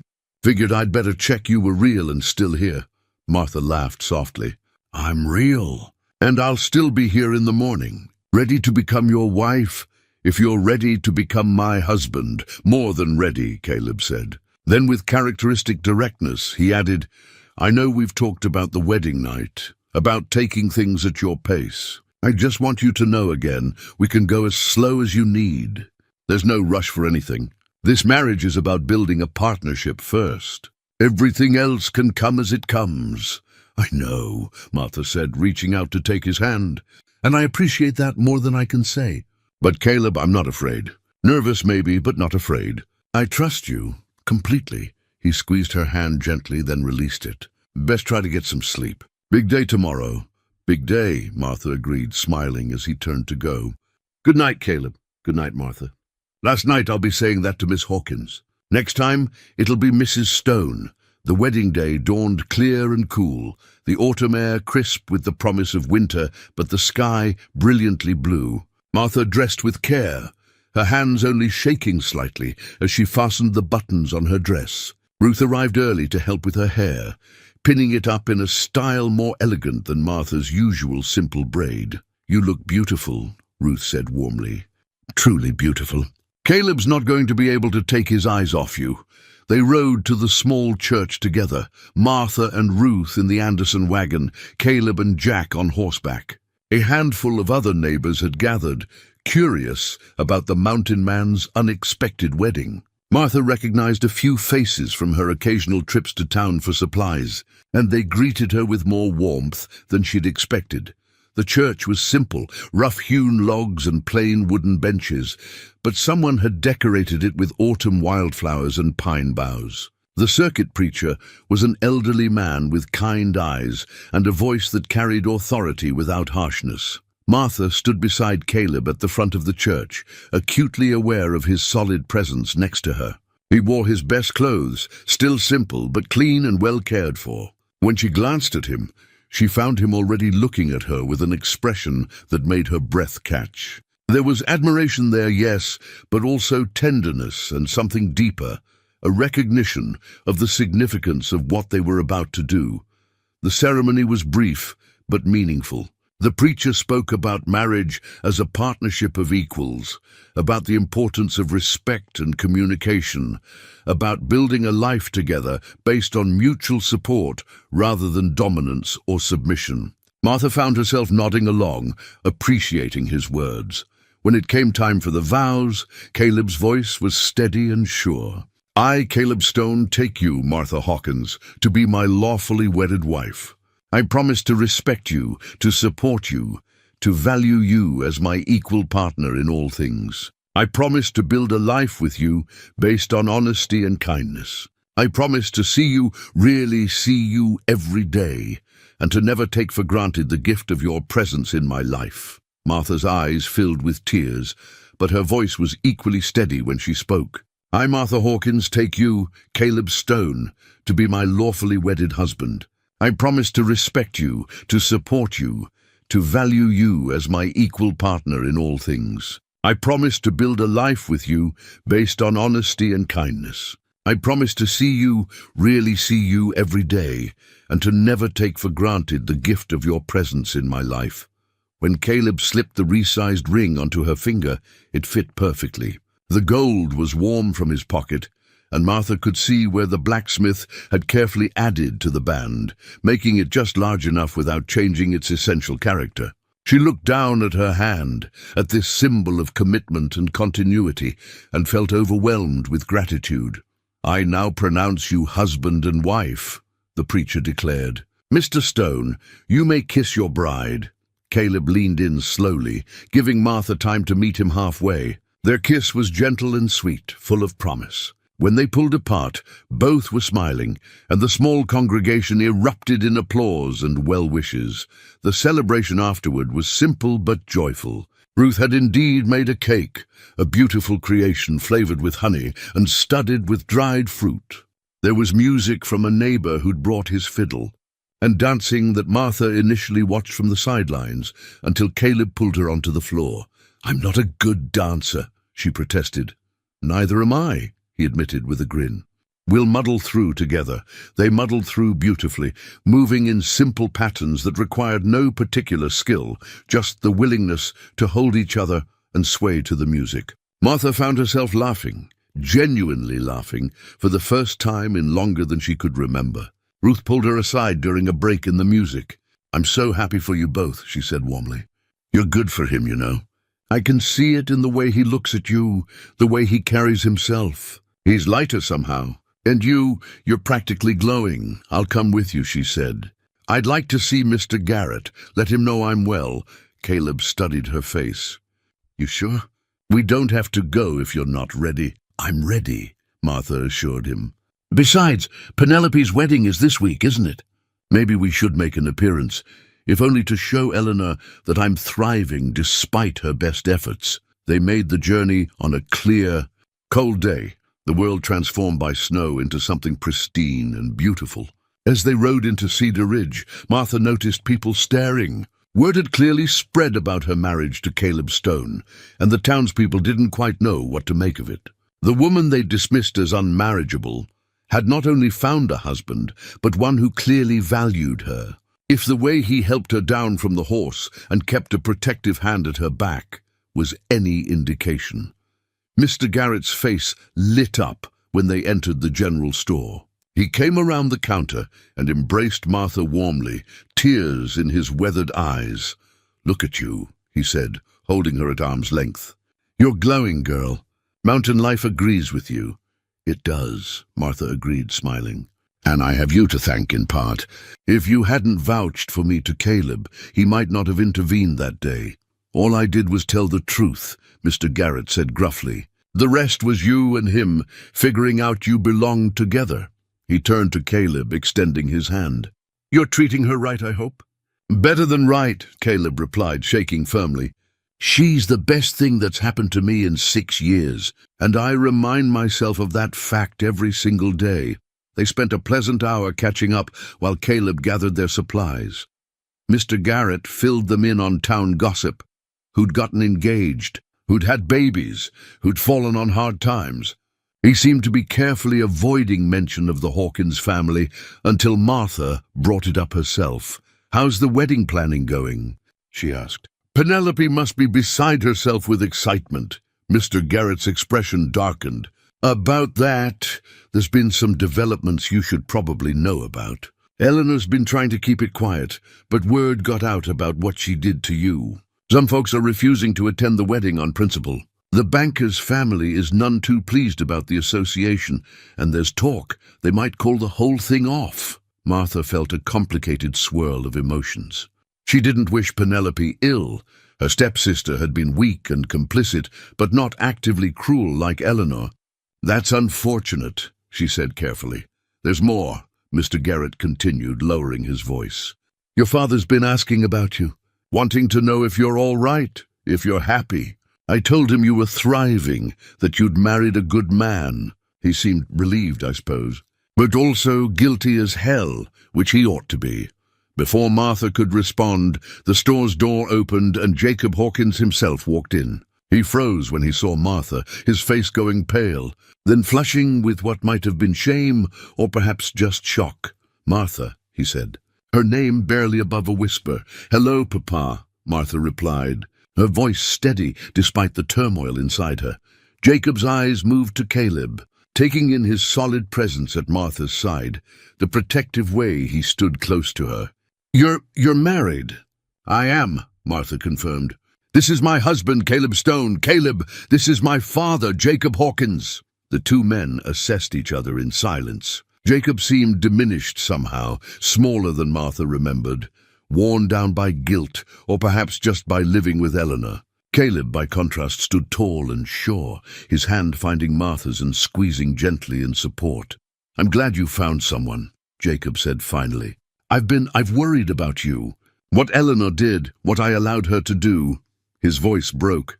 "There's no excuse for it. I failed you as a father. I know that, but I want you to know I'm glad you're safe and cared for." Martha felt years of hurt and anger warring with the faint ember of love she'd once held for this man. She could hold on to the bitterness, let it poison whatever years she had left with him. Or she could choose to release it, to free herself from its weight. "I forgive you, Papa," she said quietly. "Not because you deserve it, but because I deserve to stop carrying that hurt. But forgiveness doesn't mean forgetting, and it doesn't mean letting you back into my life as though nothing happened. I have a new life now, a good life, and I'm not going to risk it by keeping ties to people who've proven they can't be trusted." Jacob nodded, tears streaming down his weathered face. "That's fair. More than fair. I'm glad you're happy, Martha. Your mother would have wanted that for you." "Don't," Martha said, a flash of anger breaking through her careful calm. "Don't invoke Mama's memory to make yourself feel better about betraying everything she stood for. She would have protected me. She would have chosen me over social standing and Eleanor's ambitions. You didn't. That's the truth, and we both have to live with it." She took a breath, steadying herself. "But I am happy now, happier than I've ever been. So in a strange way, your failure led me to where I needed to be. I can be grateful for that without absolving you of responsibility for your choices." Jacob nodded again, seeming to age before her eyes. "I understand. I'll leave you be. But if you ever need anything, I won't," Martha said firmly. "I have everything I need." After Jacob left, Martha sagged slightly against Caleb, who wrapped a steady arm around her. "That was harder than I thought it would be," she admitted. "You did well," Caleb said. "Said what needed saying, no more and no less. That took strength." They finished their business at the store and were preparing to leave when they heard a commotion outside. Through the window, Martha could see Eleanor and Penelope approaching, apparently on their way to the seamstress for a final dress fitting. Eleanor spotted them through the store window, and her face contorted with fury. She burst through the door, Penelope trailing reluctantly behind. "How dare you show your face here?" Eleanor spat at Martha. "After all the trouble you've caused, spreading lies about this family, the only lies being spread are yours. Mr. Garrett interrupted, his voice hard. "And they're finally catching up with you, Eleanor. Folks know what you did, and they're not impressed." Eleanor's attention shifted to Martha's left hand, to the ring glinting there. Her eyes narrowed. "So you've managed to trap some mountain savage into marrying you. How enterprising. Though I can't imagine it will last. Once he realizes what a burden you are, he'll cast you aside just like everyone else has." Martha felt Caleb tense beside her, but she laid a calming hand on his arm. "This was her battle to fight. You're wrong about so many things, Eleanor," Martha said calmly. "But mostly you're wrong about what matters in life. You measure worth in appearance and social standing. You see people as commodities to be traded for advantage. And that hollowness inside you, that inability to see value in anything but status, that's going to leave you lonely and bitter when all your careful planning comes to nothing." She stepped closer, looking Eleanor directly in the eye. "I don't need your approval or your acceptance. I don't need anything from you at all. I have a husband who loves me, a home I've helped build, and a future full of possibility. That's more than you'll ever have, no matter how many social connections you cultivate or how perfectly you arrange your daughter's wedding." Eleanor's face went purple with rage. "You ungrateful little—" "Enough," Caleb said, his voice quiet, but carrying unmistakable authority. "You'll speak to my wife with respect, or you won't speak to her at all. She's given you more consideration than you deserve, and I won't stand here and let you abuse her further." He guided Martha toward the door, but as they passed Penelope, Martha paused. Her stepsister looked miserable, tears streaming down her face. On impulse, Martha stopped. "Penelope," she said gently, "I hope your wedding is beautiful. I hope you find happiness with Thomas, despite everything. You don't have to become your mother. You can choose to be better." "It's not too late for that." Penelope's sob caught in her throat, and she reached out, grabbing Martha's hand. "I'm sorry," she whispered. "I'm so sorry for everything. I should have stood up for you. I should have said something. I should have—" "It's all right," Martha said, surprising herself with how much she meant it. "We both survived Eleanor's house. That's something." They left the store and were walking toward where Rosie was tied when a voice called out, "Mrs. Stone, a moment, please." They turned to find a thin, nervous-looking man hurrying toward them, the same Mr. Guthrie who'd accompanied Augustus Drummond the day of the attempted sale. He was carrying a leather satchel and looked anxious. "I'm glad I caught you," he said, slightly out of breath. "I've been trying to figure out how to contact you. There's been a development you need to know about." "What kind of development?" Caleb asked warily. Guthrie glanced around nervously, then lowered his voice. "Can we speak somewhere private? It's not something that should be discussed on the street." They returned to the general store, and Mr. Garrett allowed them use of his small back office. Once the door was closed, Guthrie opened his satchel and withdrew several official-looking documents. "I need to start by apologizing," he began. "I was complicit in what happened to you, Mrs. Stone, and I'm deeply ashamed of that. But I want to make amends by bringing you information you have a right to know." He spread the documents on the desk. "I work as a clerk at the county land office, in addition to occasionally helping Drummond with his business dealings. A few weeks ago, I was filing some inheritance paperwork and came across something that caught my attention, documents relating to the Hawkins family." Martha leaned forward, her heart beginning to pound. "What kind of documents?" "Your maternal grandmother, Caroline's mother, died 2 years ago in Boston," Guthrie explained. "She left a substantial inheritance, property, investments, cash. According to her will, it was to be divided equally among her descendants. Your mother was her only child, which meant the entire estate should have gone to you as Caroline's heir." He pulled out a yellowed piece of paper. "This is a letter from the estate lawyer in Boston, addressed to Eleanor Hawkins. It arrived about 6 months before you were sent away. In it, the lawyer explains about the inheritance and asks for verification that you, Martha Hawkins, are alive and well so they can transfer the funds." Martha's hands shook as she took the letter. The words swam before her eyes. "Substantial estate, rightful heir, please confirm," Eleanor wrote back. Guthrie continued, pulling out another document. "This is a copy of her response. She claimed that you had died of fever the previous winter. She provided false documentation, a forged death certificate, and requested that the inheritance be transferred to her as your stepmother and closest living relative. The room seemed to spin. Martha gripped the edge of the desk, trying to process what she was hearing. She forged my death? Yes, Guthrie confirmed. The Boston lawyers accepted the documentation and prepared to transfer the inheritance to her. But there were legal complications. Apparently, your grandmother's will was very specific about bloodline inheritance. It took months to sort out, and Eleanor was getting anxious about the money arriving before she had to before she had to deal with you being visibly alive. So that's why she was so determined to get rid of me, Martha said, the pieces falling into place. Not just because I embarrassed her, but because she needed me gone before the inheritance came through. If I was in another territory with Drummond, or if I'd simply disappeared, no one would question her story. Exactly, Guthrie said. And it almost worked. The inheritance was transferred to her account 3 weeks ago, over $50,000. The amount was staggering. More money than Martha could even conceptualize. Life-changing money. Money that should have been hers. Eleanor has it all. Caleb asked, his voice tight with controlled anger. For now, Guthrie said. But that's why I'm here. That money was obtained through fraud, through forged documents and false claims. With proper legal action, you could contest the transfer. You could get back what's rightfully yours. He pulled out one final document. This is an affidavit I've prepared, swearing to what I know about Eleanor's actions, including the attempted sale to Drummond. I also have testimony from Drummond himself.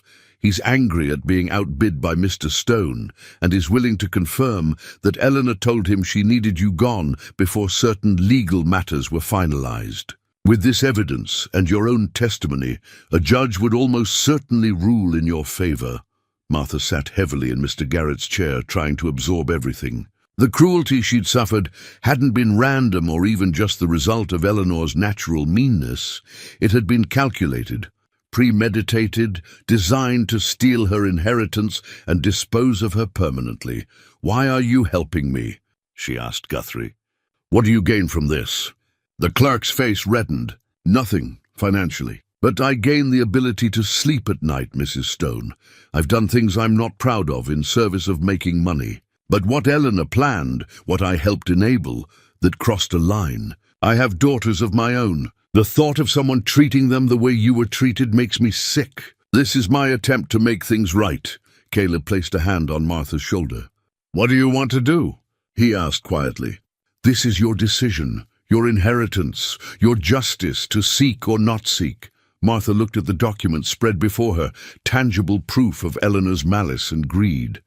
$50,000. A fortune that could transform their lives, buy land, build a real ranch, ensure security for any children they might have.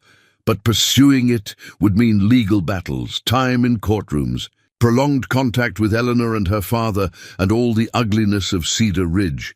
It would mean dragging the past into her carefully built present. I need time to think about this, Martha said finally. It's a lot to process. Of course, Guthrie said. I'll leave copies of everything with you. When you're ready to proceed, contact the law office in the next county. They're not connected to Cedar Ridge politics and will handle the case fairly. I've already provided them with preliminary information. After Guthrie left, Martha, Caleb, and Mr. Garrett sat in heavy silence. Finally, the old storekeeper spoke. You should pursue this, Martha. That money is yours by right. Eleanor's a thief and a fraud, and she should face consequences. I know, Martha said quietly. But at what cost? The peace I've found, the new life I'm building, is it worth risking that to fight for money we don't strictly need? It's not about the money, Mr. Garrett argued. It's about justice. It's about making sure Eleanor doesn't profit from her cruelty. He's right about that, Caleb added. But he's also right that it's your decision, Martha. I'll support whatever you choose. We have a good life up in the mountains. We don't need $50,000 to be happy. But we also shouldn't let evil go unpunished just because it's convenient. Martha gathered the documents, her mind churning. The ride back to the cabin was quiet, both of them lost in thought. By the time they arrived home, snow had begun to fall again, soft and steady, blanketing their world in white. That night, lying in bed beside Caleb, Martha finally spoke the thoughts that had been circling her mind all day. If I pursue this, it's not just about getting the money back. It's about exposing Eleanor completely, making public exactly what she did. It's about protecting other people from her schemes. And it's about honoring my mother's memory. That inheritance came from her family, and Eleanor has no right to it. Those are good reasons, Caleb said. But I'm afraid, Martha admitted. Afraid of what it will cost emotionally. Afraid of being dragged back into that world. Afraid that the bitterness of fighting this battle will poison the happiness we've found. Caleb was quiet for a long moment. What if you didn't have to do it alone? He finally said. What if I stood beside you through every minute of it? What if we made sure that no matter how ugly the legal battle got, you came home every night to this cabin, to this life, to me reminding you that Eleanor can't touch what we've built? Martha turned to face him in the darkness. You'd do that? Go through all of that for money that was never yours? I'd do it for you, Caleb corrected. For your right to what's yours. For the principle that people like Eleanor shouldn't get away with evil. And yes, I'll admit, for the practical reality that $50,000 could give our children, our future children, opportunities we couldn't provide otherwise. College educations, travel, choices. That's not nothing. Martha reached for his hand, lacing their fingers together. Then I'll do it, she said. I'll fight for what's mine, but on my terms, in my time, without letting it consume me. And when it's over, when we've won or lost, I'm walking away from Cedar Ridge for good. No more looking back. Fair enough, Caleb agreed. We'll seek justice, but we won't let the seeking destroy us. And no matter what happens, we have each other in this life. That's what really matters. They fell asleep holding each other, their future uncertain, but their commitment unwavering. The next morning would bring decisions and actions that would change everything. But for now, they had this moment of peace, this knowledge that whatever battles lay ahead, they would face them together. The next morning brought clarity along with the winter sunlight. Martha and Caleb sat at their kitchen table, the inheritance documents spread before them, and began to formulate a plan. They would pursue justice methodically and carefully, using the law rather than emotion to guide their actions. Their first step was to visit the law office in the next county, as Guthrie had suggested. The attorney there, a sharp-minded woman named Elizabeth Blackwell, reviewed their evidence with growing interest and outrage. This is fraud. In plain and simple, Mrs. Blackwell said, tapping the forged death certificate. Your stepmother knowingly made false claims to steal your rightful inheritance. The law is very clear on such matters, and you have an excellent case. However, I must warn you, this will not be a quick or easy process. Mrs. Hawkins will fight back, and given her social connections in Cedar Ridge, she may attempt to manipulate local sentiment against you. Let her try, Martha said quietly. The truth is the truth, and I have documentation to prove it. Mrs. Blackwell smiled approvingly. Good, then here's what we'll do. First, we'll file a formal complaint with the territorial court, requesting that the inheritance transfer be frozen pending investigation. This will prevent Eleanor from spending or hiding the money while the case proceeds. Second, we'll gather additional testimony. I understand Mr. Guthrie and Mr. Drummond are willing to provide statements about Eleanor's attempts to dispose of you around the same time she claimed you died. That establishes a pattern of deception. She pulled out a clean sheet of paper and began making notes. Third, we'll need your father's testimony. I know that's difficult, but his statement about Eleanor's behavior and timeline would be valuable. Does he know about the inheritance fraud? I don't think so, Martha said. He knew Eleanor wanted me gone, but I doubt she shared her financial motivations with him. Then his testimony might carry even more weight, a husband testifying against his wife's actions without financial motive to do so. We'll approach him carefully, but it's worth pursuing. Mrs. Blackwell looked up. How do you feel about testifying publicly? There will likely be a hearing, possibly a trial. You'll need to tell your story in front of a judge, possibly a jury. With Eleanor present and likely her attorney attempting to discredit you, Martha felt Caleb's hand find hers under the table, warm and steady. "I can do it," she said. "I've survived worse than telling the truth." Over the following weeks, they worked tirelessly to build their case. Mr. Guthrie proved invaluable, providing not only his own testimony, but helping them trace the paper trail of Eleanor's fraud. He located the original correspondence from Boston, found witnesses who'd seen Eleanor receive certain letters she'd claimed never arrived, and even discovered that she'd paid a corrupt county clerk to create the false death certificate, Augustus Drummond, motivated by spite and a desire to distance himself from the scandal. Provided a detailed account of Eleanor's proposition, how she'd offered him Martha plus a percentage of an unnamed windfall if he'd take her far away and ensure she never returned to Montana.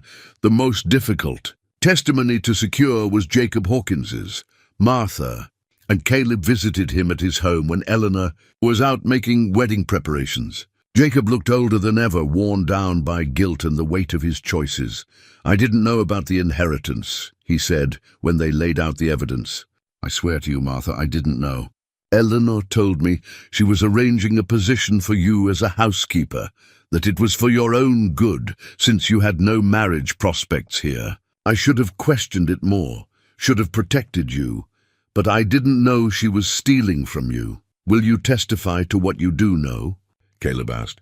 "The timeline, Eleanor's urgency in getting rid of Martha, anything she might have said about needing Martha gone by a certain date." Jacob nodded slowly. "I'll testify. It's the least I can do. Maybe the only thing I can do to begin making amends." As they were leaving, Jacob called out to Martha one more time. "Your mother would be proud of you," he said, his voice breaking. "Not of me, never of me, but of you, standing up for yourself, fighting for what's right." Caroline always had a strong sense of justice. "You're her daughter in all the ways that matter," Martha nodded, not trusting herself to speak, and let Caleb lead her away. The legal machinery ground slowly forward. Mrs. Blackwell filed their complaint, and a judge issued an immediate order freezing Eleanor's access to the inheritance funds, pending investigation. When Eleanor received the notification, her rage was apparently spectacular. Mr. Garrett reported that she'd come into the general store, screaming about ungrateful stepdaughters and false accusations. Until he'd asked her to leave, word of the lawsuit spread through Cedar Ridge like wildfire. The town divided into factions, some supporting Eleanor, convinced that Martha was a troublemaker trying to destroy a respectable family, while others rallied behind Martha, finally seeing Eleanor's true nature. The social consequences for Penelope's wedding were severe. Half the invited guests declined to attend, not wanting to be associated with a family embroiled in such scandal. Ruth Anderson visited the cabin one afternoon, bringing news from town. "Penelope came to see me," she reported, sitting at Martha's kitchen table with a cup of tea. "Poor thing was in tears. The wedding's been postponed indefinitely. Thomas's family insisted on it until the legal matters are resolved. They don't want their son marrying into a family accused of fraud and attempted trafficking." Martha felt a pang of sympathy despite everything. "How is she holding up?" "Not well," Ruth admitted. "But here's the thing. I think this might be the best thing that could have happened to her. She's finally seeing her mother clearly, seeing what Eleanor's capable of. She asked me to tell you she's sorry, really deeply sorry. And she said if you needed her to testify about anything she witnessed, she would do it." This unexpected offer added another layer to their case. Penelope could testify about the timeline, about her mother's obsession with getting rid of Martha before a certain date, about conversations she'd overheard regarding money and inheritance. Her testimony would be particularly damaging because it came from Eleanor's own daughter.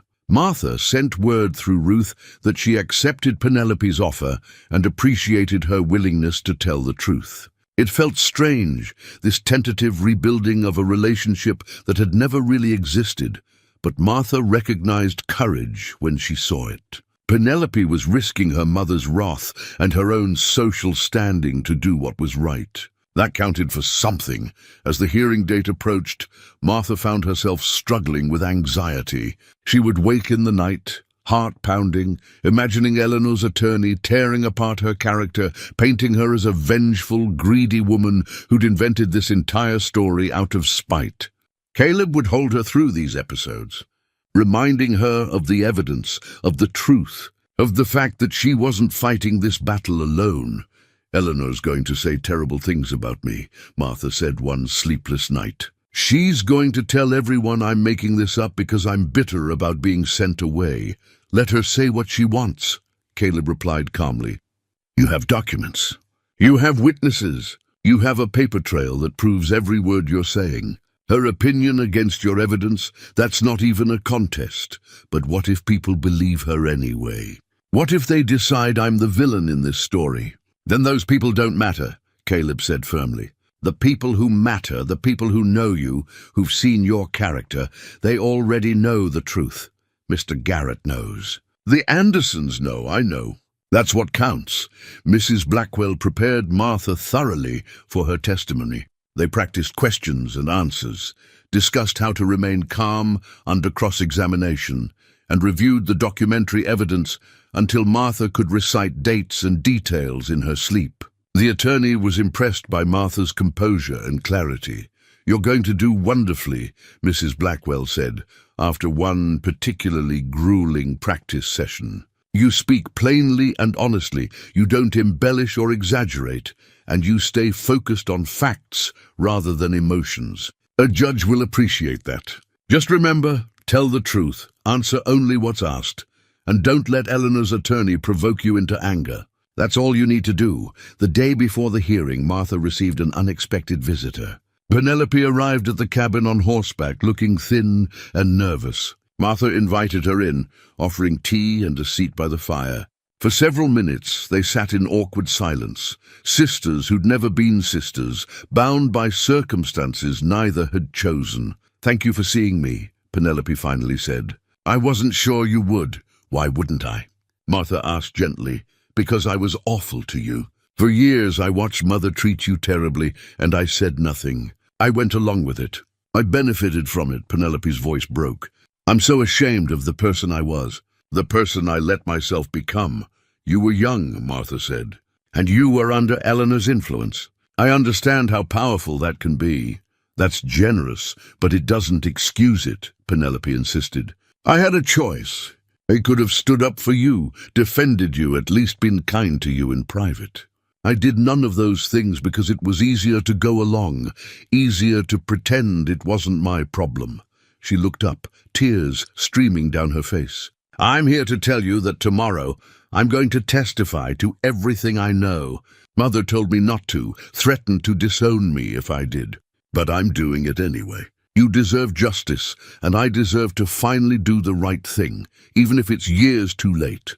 Martha moved to sit beside her stepsister, taking her hand. "It's not too late. It's never too late to choose to be better than you were. I forgive you, Penelope, truly, and I'm grateful that you're willing to testify." They talked for another hour, Penelope sharing details about her mother's behavior that Martha hadn't known, how Eleanor had been obsessed with the inheritance from the moment she'd received the first letter, how she'd planned Martha's disposal with cold calculation, how she'd celebrated when Drummond had agreed to take Martha away. The picture that emerged was of a woman consumed by greed and willing to commit any cruelty to satisfy it. "What will you do after this is over?" Martha asked. "Once the hearing is done and, well, whatever happens with you and Thomas." "I don't know," Penelope admitted. "Thomas broke off our engagement officially yesterday. His family won't allow him to marry into a scandal, and honestly I think I'm relieved.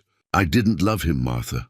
I was marrying him because Mother wanted me to, because it was the right social match. But I don't want to live like that anymore, making choices based on what looks good rather than what's right or what makes me happy." "What would make you happy?"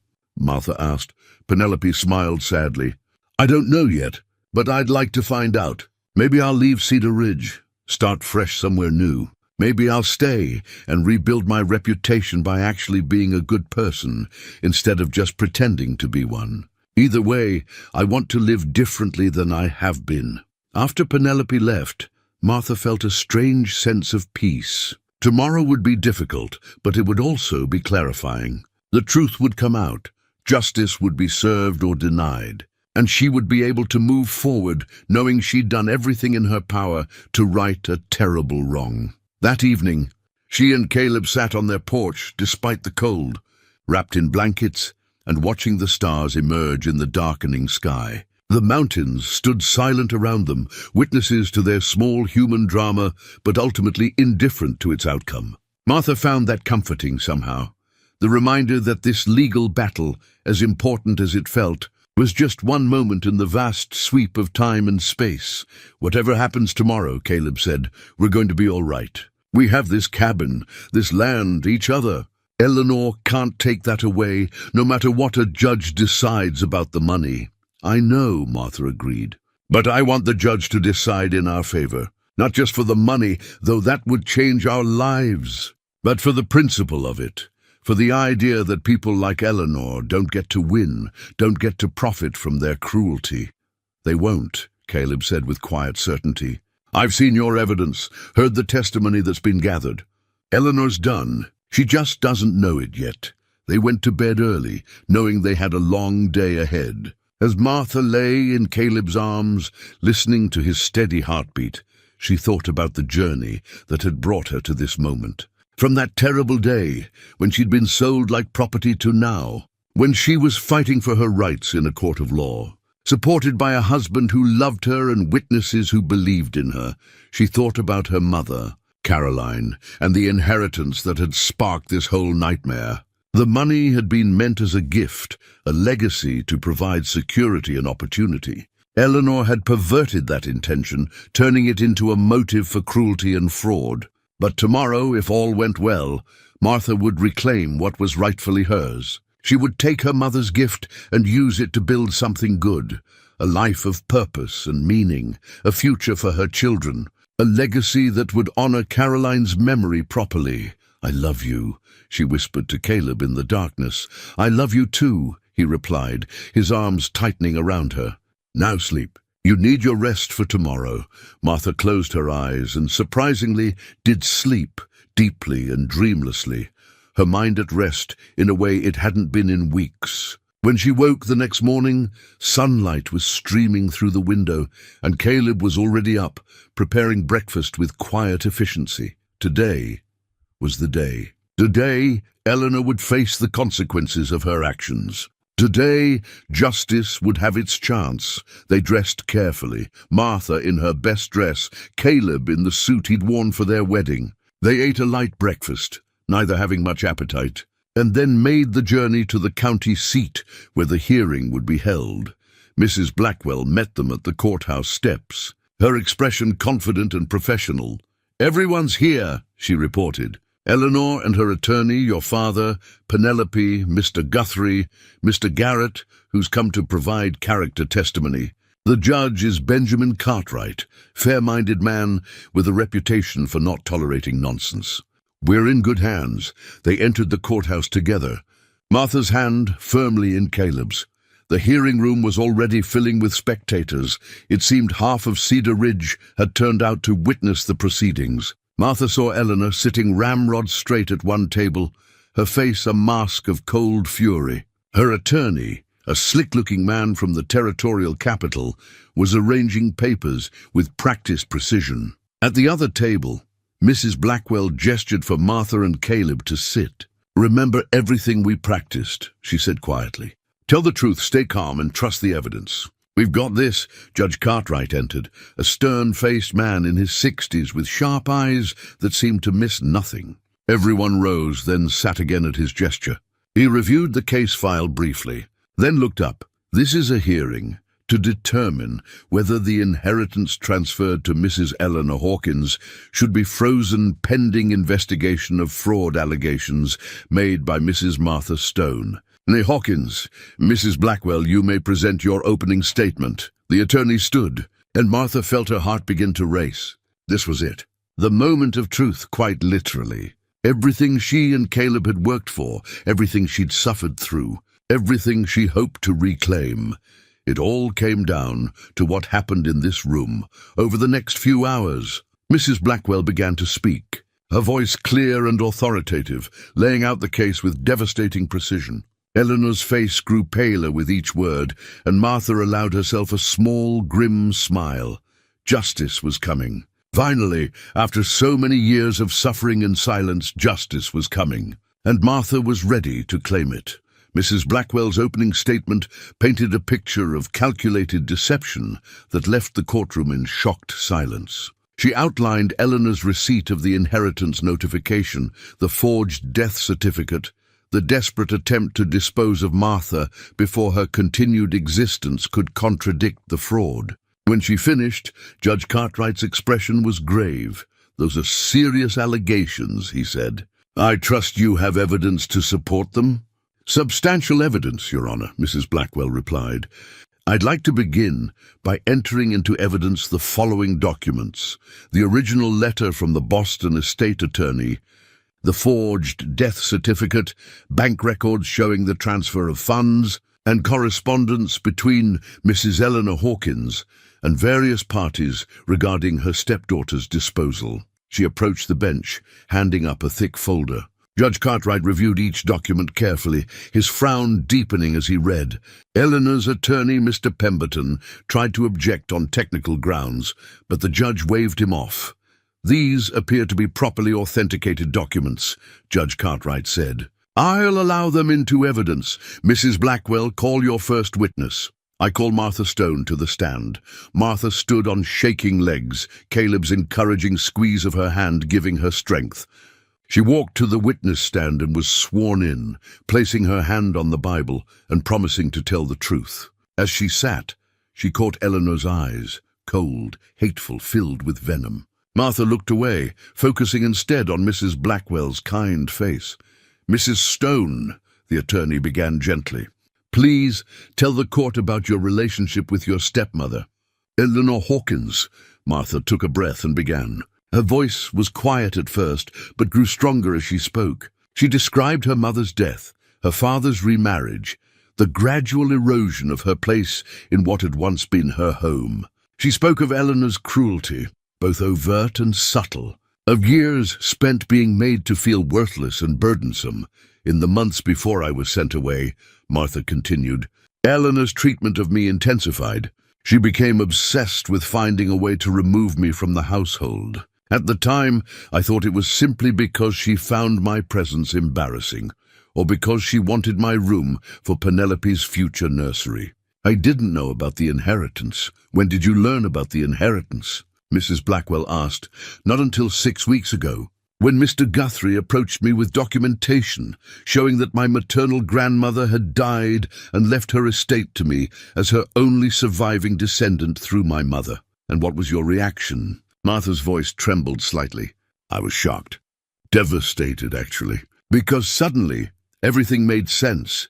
Why Eleanor had been so determined to get rid of me, why the timing had been so urgent. She'd claimed I was dead so she could steal my inheritance. She'd tried to sell me to Augustus Drummond not out of mere cruelty, but as part of a calculated plan to make me disappear so her fraud wouldn't be discovered." Mrs. Blackwell nodded sympathetically. "Tell us about the day you were to be transferred to Mr. Drummond's custody." Martha described that terrible afternoon in vivid detail, the coldness with which Eleanor had announced the arrangement, her father's cowardice, the appearance of Drummond himself with his greedy eyes and degrading assessment. Her voice caught when she described feeling like an animal being sold at market, valued only for her capacity to work. "And then what happened?" Mrs. Blackwell prompted. "Caleb Stone arrived," Martha said, her eyes finding her husband in the courtroom. "He'd heard what was happening and came to intervene. He offered to pay Eleanor double what Drummond had offered, not because he wanted to own me, but because he wanted to give me a choice about my own future. He took me to his cabin and offered me refuge, respect, and eventually," her voice softened, "love. He saved my life, though I didn't know at the time that Eleanor's plans for me were even worse than I'd imagined." "Objection!" Mr. Pemberton stood abruptly. "The witness is speculating about my client's intentions." "Sustained," Judge Cartwright said. "Mrs. Stone, please stick to facts rather than assumptions about motivations." "Yes, Your Honor," Martha said. "The fact is that Eleanor told Augustus Drummond she needed me removed from Montana Territory before a specific date.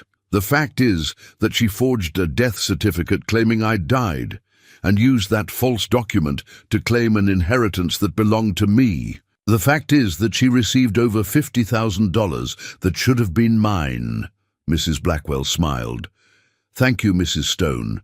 No further questions."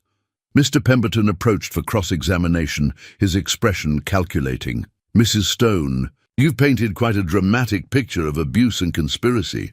But isn't it true that your stepmother simply arranged employment for you when it became clear you had no marriage prospects?" "She sold me to a traveling merchant," Martha replied evenly. "That's not arranging employment. That's human trafficking." "That's a very dramatic characterization," Mr. Pemberton said dismissively. "Weren't you simply being placed in a household position, much as many young women are?" "Young women are usually consulted about such positions," Martha countered. "They're usually paid wages that they control themselves. They're usually free to leave if they choose. None of that was true in my case. I was being sold, my stepmother was being paid, and I was given no choice in the matter." Mr. Pemberton shifted tactics. "You claim your stepmother was cruel to you.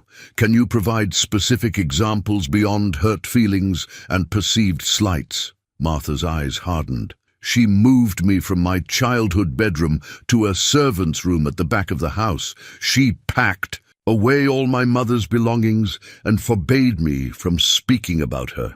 She reduced my food portions while claiming it was for my own good. She excluded me from family gatherings and social events. She spoke about me as though I were a burden and an embarrassment, both to my face and behind my back. She systematically stripped away every shred of dignity and self-worth I possessed, and then, when she found a way to profit from my complete removal, she tried to erase my existence entirely." "Is that specific enough for you?" Several people in the courtroom gasped. Even Mr. Pemberton seemed momentarily taken aback by the passion in Martha's voice. He recovered quickly, but Martha could see she'd scored a point. "You married Mr. Stone very quickly after leaving your family's home," Mr. Pemberton said. "Some might say suspiciously quickly. Isn't it possible that this entire lawsuit is motivated by anger at your family and a desire for revenge?" "I married Mr. Stone because he's a good man who treats me with respect and kindness," Martha said firmly. "I brought this lawsuit because my stepmother committed fraud and theft. Those are two separate matters. My marriage has nothing to do with the fact that Eleanor forged documents and stole my inheritance. But you must admit the timing is convenient." Mr. C. Pemberton pressed. "You marry a man with resources. Suddenly you have the means to bring an expensive legal action." "My attorney is working on contingency," Martha interrupted. "My husband offered to pay her fees, but Mrs. Blackwell agreed to take the case based on its merits and collect payment only if we win. So your implication that I needed to marry for money to afford this lawsuit is incorrect." Mr. Pemberton asked several more questions, clearly trying to rattle Martha or catch her in a contradiction, but she remained calm and consistent. When he finally dismissed her with obvious frustration, she returned to her seat beside Caleb with a sense of quiet triumph. She told her truth clearly and honestly, and the judge had listened with evident attention. "You did beautifully," Caleb whispered, taking her hand. Mrs. Blackwell called her next witness, Mr. Guthrie. The nervous clerk took the stand and provided devastating testimony about Eleanor's fraud, including his own shameful participation in some of her schemes. He corroborated the timeline, confirmed the existence of the forged documents, and admitted that Eleanor had explicitly told him she needed Martha gone and forgotten before certain legal matters could be finalized. "She said those exact words?" Mrs. Blackwell asked. "Gone and forgotten," "Yes, ma'am," Guthrie confirmed miserably. "She said it would be easier if the girl just disappeared entirely. That way there'd be no awkward questions if anyone from Boston came looking." Eleanor's face was white with fury, but she remained silent under her attorney's restraining hand. Next came Augustus Drummond, who clearly relished the opportunity to damage Eleanor after being denied his prize. He described their arrangement in crude detail, how much he'd agreed to pay for Martha, what services he'd expected her to perform, and most damningly, how Eleanor had promised him a percentage of a windfall she expected to receive once Martha was safely out of the territory. "She specifically mentioned receiving money?" Mrs. Blackwell asked. "Oh yes," Drummond confirmed with a nasty smile. "She said she'd come into a substantial inheritance, but there were complications that required her stepdaughter to be, and I quote, permanently absent from Montana. She offered me a cut if I'd take the girl far enough away that she'd never find her way back." The courtroom erupted in shocked murmurs. Judge Cartwright gavelled for silence, his expression thunderous. Jacob Hawkins was called next, and he entered, the witness stand looking like a man going to his execution. His testimony was brief but powerful. He confirmed the timeline of events, admitted that Eleanor had insisted Martha be removed from the house by a specific date, and acknowledged that he'd been too weak to protect his own daughter from his wife's schemes. "Did you know about the inheritance?" Mrs. Blackwell asked. "No," Jacob said firmly. "I swear I knew nothing about it. If I had known Eleanor was stealing from Martha, I'd have—" His voice broke. "I'd like to think I would have stopped her, but given my track record of failing my daughter, perhaps I wouldn't have. I'll have to live with that uncertainty for the rest of my life." Finally, Penelope took the stand. She was visibly nervous, her hands shaking as she was sworn in, but her voice was clear when she began to speak. "I heard my mother talking about the inheritance," Penelope testified. "It was about 8 months ago. She'd received a letter and was reading it in her room. I came in to ask her something, and she was so excited she showed me the letter. It said that my step-grandmother in Boston had died and left a large estate to Martha as her only heir." "What was your mother's reaction to this news?" Mrs. Blackwell asked. Penelope's voice trembled. She said it was unfair, that Martha didn't deserve that kind of money, that she'd figure out a way to claim it for herself since she'd raised Martha and paid for her upkeep all those years. "I didn't think much of it at the time. Mother often complained about Martha, but then over the next few months she became obsessed with getting Martha out of the house. She kept saying we needed to make arrangements before it was too late, that Martha needed to be gone by early autumn at the latest." "Did she ever explain why the timing was so important?" "Not explicitly, but I overheard her telling someone, I think it was Mr. Guthrie, that the inheritance transfer would be finalized within 6 months, and she needed to make sure there were no complications. No witnesses who could contradict her story." Eleanor stood abruptly, her control finally breaking. "You ungrateful little traitor," she shrieked at her daughter. "After everything I've done for you, this is how you repay me, by lying in court." Judge Cartwright's gavel came down hard.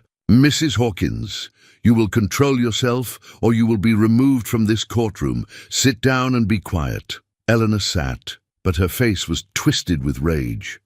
Penelope, in contrast, looked oddly peaceful, as though a great weight had been lifted from her shoulders by speaking the truth. Mrs. Blackwell had one final question. "Miss Hawkins, why are you testifying against your mother today?" Penelope looked directly at Eleanor. "Because what she did was wrong. Because Martha deserves justice.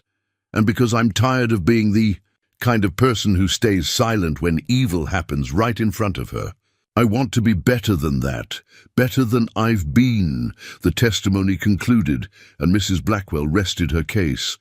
The evidence was overwhelming, the witness statements consistent and damning. Martha felt cautiously optimistic as Mr. Pemberton rose to present Eleanor's defense. But what defense could possibly explain away the documented fraud, the multiple witness testimonies, the clear timeline of deception?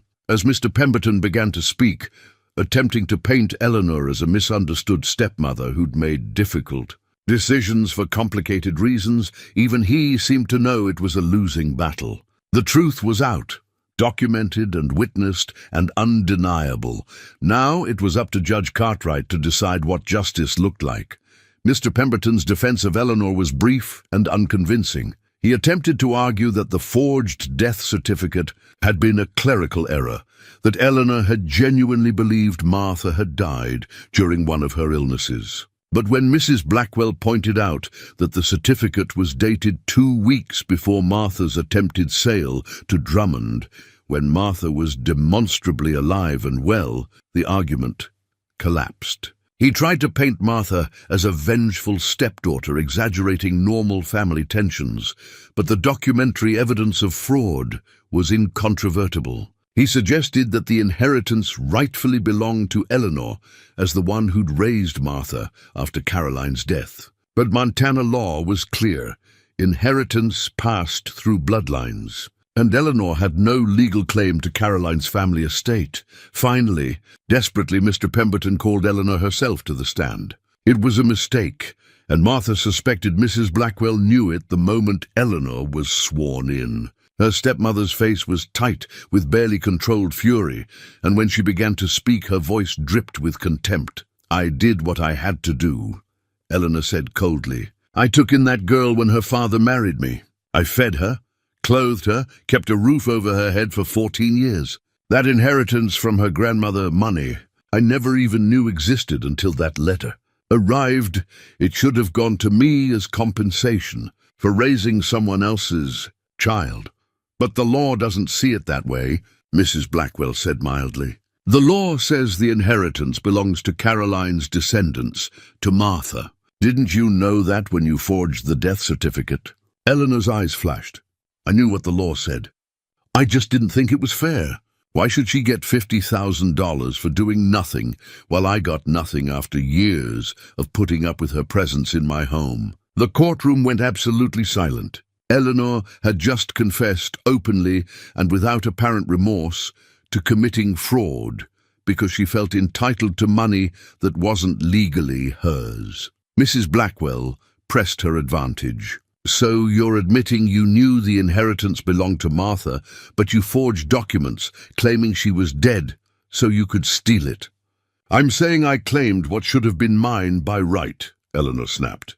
"If the law had any sense—" "The law is what it is," Mrs. Blackwell interrupted. "And you violated it. You forged legal documents, made false statements to defraud an estate, and attempted to dispose of your stepdaughter to prevent her from contradicting your lies. Is that not correct?" Eleanor's attorney was frantically signaling her to stop talking, but she was beyond listening. "Everything I did because that ungrateful girl was a burden and an embarrassment. She had no prospects, no future, nothing to offer anyone. At least with Drummond she'd have had a purpose, and I would have had the money to give Penelope the life she deserved. The wedding she wanted, the wedding that's now postponed indefinitely because of the scandal you created," Mrs. Blackwell noted.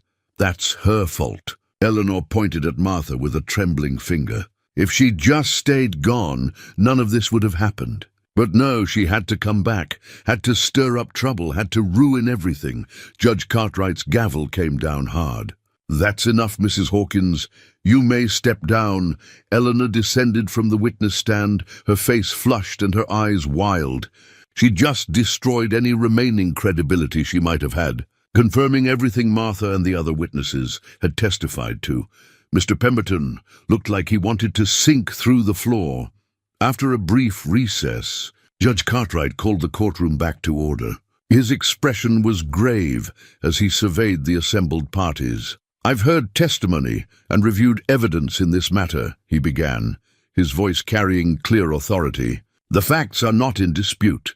Indeed, Mrs. Hawkins herself has confirmed the essential elements of the fraud. She received notification of an inheritance that legally belonged to her stepdaughter. Rather than informing Martha Hawkins, now Mrs. Stone, of this inheritance, she forged a death certificate and made false claims to the estate administrators in Boston in order to steal money that was not hers. He paused, letting his words sink in. This court finds that Eleanor Hawkins committed fraud, forgery, and attempted to deprive Martha Stone of her rightful inheritance through deliberate deception. The transfer of funds to Mrs. Hawkins is hereby declared void. The inheritance, all $50,000 plus any interest accrued, shall be transferred to its rightful owner, Mrs. Martha Stone. Martha felt Caleb's hand grip hers tightly. They'd won. The judge had ruled in their favor, but Judge Cartwright wasn't finished. Furthermore, I am referring this matter to the territorial prosecutor for consideration of criminal charges against Eleanor Hawkins. Fraud of this magnitude cannot be treated as merely a civil matter. The law must have teeth or it means nothing, Eleanor gasped, her face going white. Criminal charges could mean prison time, public disgrace, near complete social ruin. Additionally, the judge continued, Mrs. Hawkins is ordered to pay all court costs and legal fees associated with this case, as well as punitive damages in the amount of $5,000 to Mrs. Stone for the pain and suffering caused by this fraudulent scheme. He looked directly at Eleanor, his expression cold. You stood in this courtroom today and admitted without remorse to deliberately stealing from your stepdaughter. You showed no contrition, only entitlement and anger at being caught. This court has seen many cases of greed and deception, but rarely has it encountered someone so utterly convinced of their right to take what belongs to another. Your behavior has been reprehensible, and the consequences will be severe. Eleanor stood, trembling with rage. This is an outrage. You can't— I can and I have, Judge Cartwright said firmly. The ruling stands. This hearing is adjourned. The courtroom erupted in noise, some people cheering, others gasping, everyone talking at once. Martha sat frozen, trying to process what had just happened. She'd won. Not just the money, though, that was substantial and life-changing. She'd won the public acknowledgement of Eleanor's cruelty, the validation of her own suffering, the recognition that what had been done to her was wrong. Caleb pulled her into his arms, and she buried her face in his chest, overcome with emotion. Mrs. Blackwell was beaming, shaking hands with various supporters who'd attended the hearing. Mr. Garrett pushed through the crowd to embrace Martha, tears streaming down his weathered face. Justice, he said simply. Finally justice. Penelope approached hesitantly, her own face tear-stained. I'm so glad, she said to Martha. So glad you won. You deserve this. Martha reached out and pulled her stepsister into an embrace. Thank you for testifying. That took real courage.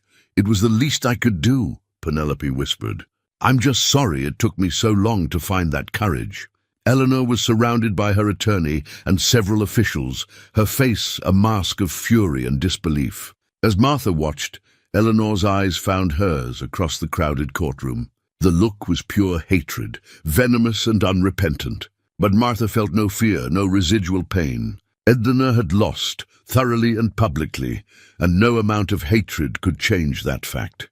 Jacob Hawkins stood alone near the back of the courtroom, looking lost and old. Martha caught his eye and saw the question there.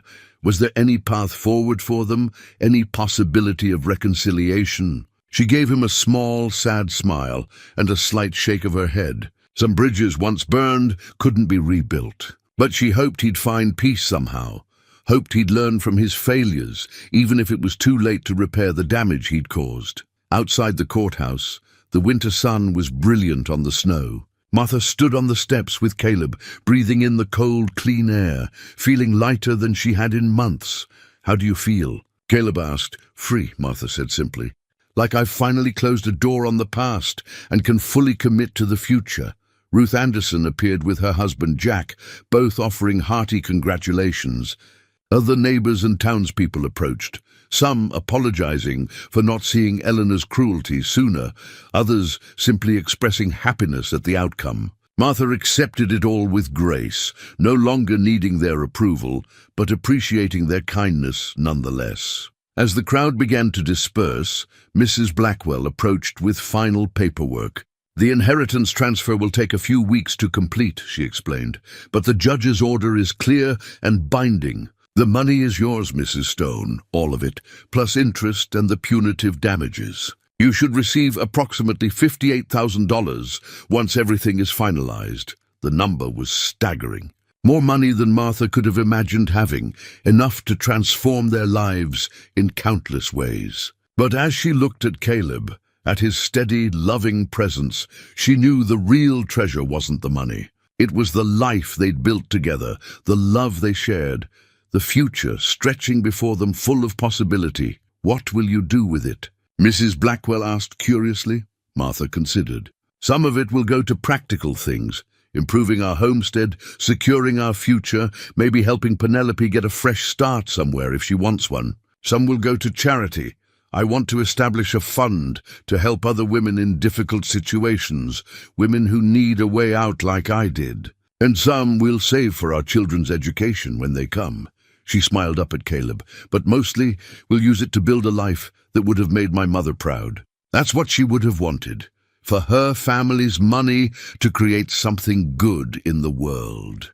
As they prepared to leave, one final figure approached, an elderly woman Martha didn't recognize at first. She introduced herself as Mrs. Patterson, the church organist who'd always complimented Martha's singing. I just wanted to say, Mrs. Patterson began, her voice quavering with emotion, that I'm sorry I never did more to help you when you were suffering. I saw what Eleanor was doing and I said nothing.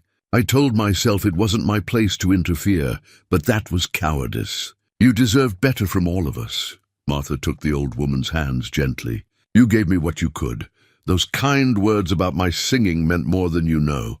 They were little lights in some very dark days. I don't hold any grudges, Mrs. Patterson. I'm just glad the truth finally came out. The old woman nodded, tears flowing freely now. You're a remarkable young woman, Martha Stone. Your mother would be so proud of the person you've become. Those words, more than anything else that day, made Martha's own tears finally fall. She'd spent so many years wondering if she'd disappointed her mother's memory, if Caroline would be ashamed of how passive and accepting she'd become. But now, standing here having fought for what was right, having reclaimed her dignity and her inheritance, she finally felt worthy of her mother's love. The ride back to the cabin was quiet but peaceful. The winter landscape stretched endlessly around them, beautiful and serene. Martha felt Caleb's solid warmth behind her on the horse, his arms around her waist, and thought about how far she'd come from that terrible day when she'd been sold like property. Back then, she'd believed her life was ending.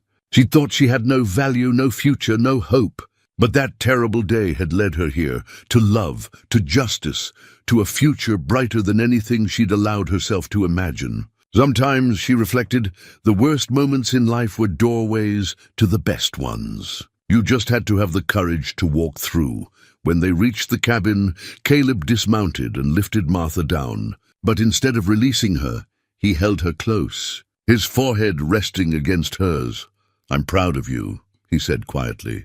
The way you handled everything today, the testimony, the confrontation, even the victory. You never gloated, never let the anger consume you.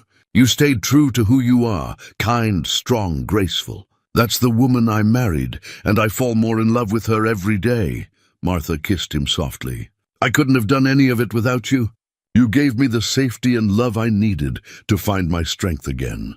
You reminded me that I had worth, that I deserved to be treated with dignity. Everything good in my life now traces back to that day you walked into my father's house and saw me, really saw me, when no one else would. They went inside together, and Martha looked around their home with fresh eyes. This cabin, which had seemed so humble when she first arrived, now felt like a palace. It was filled with love and respect and partnership, things more valuable than any inheritance. That night they sat together by the fire, making plans for their future.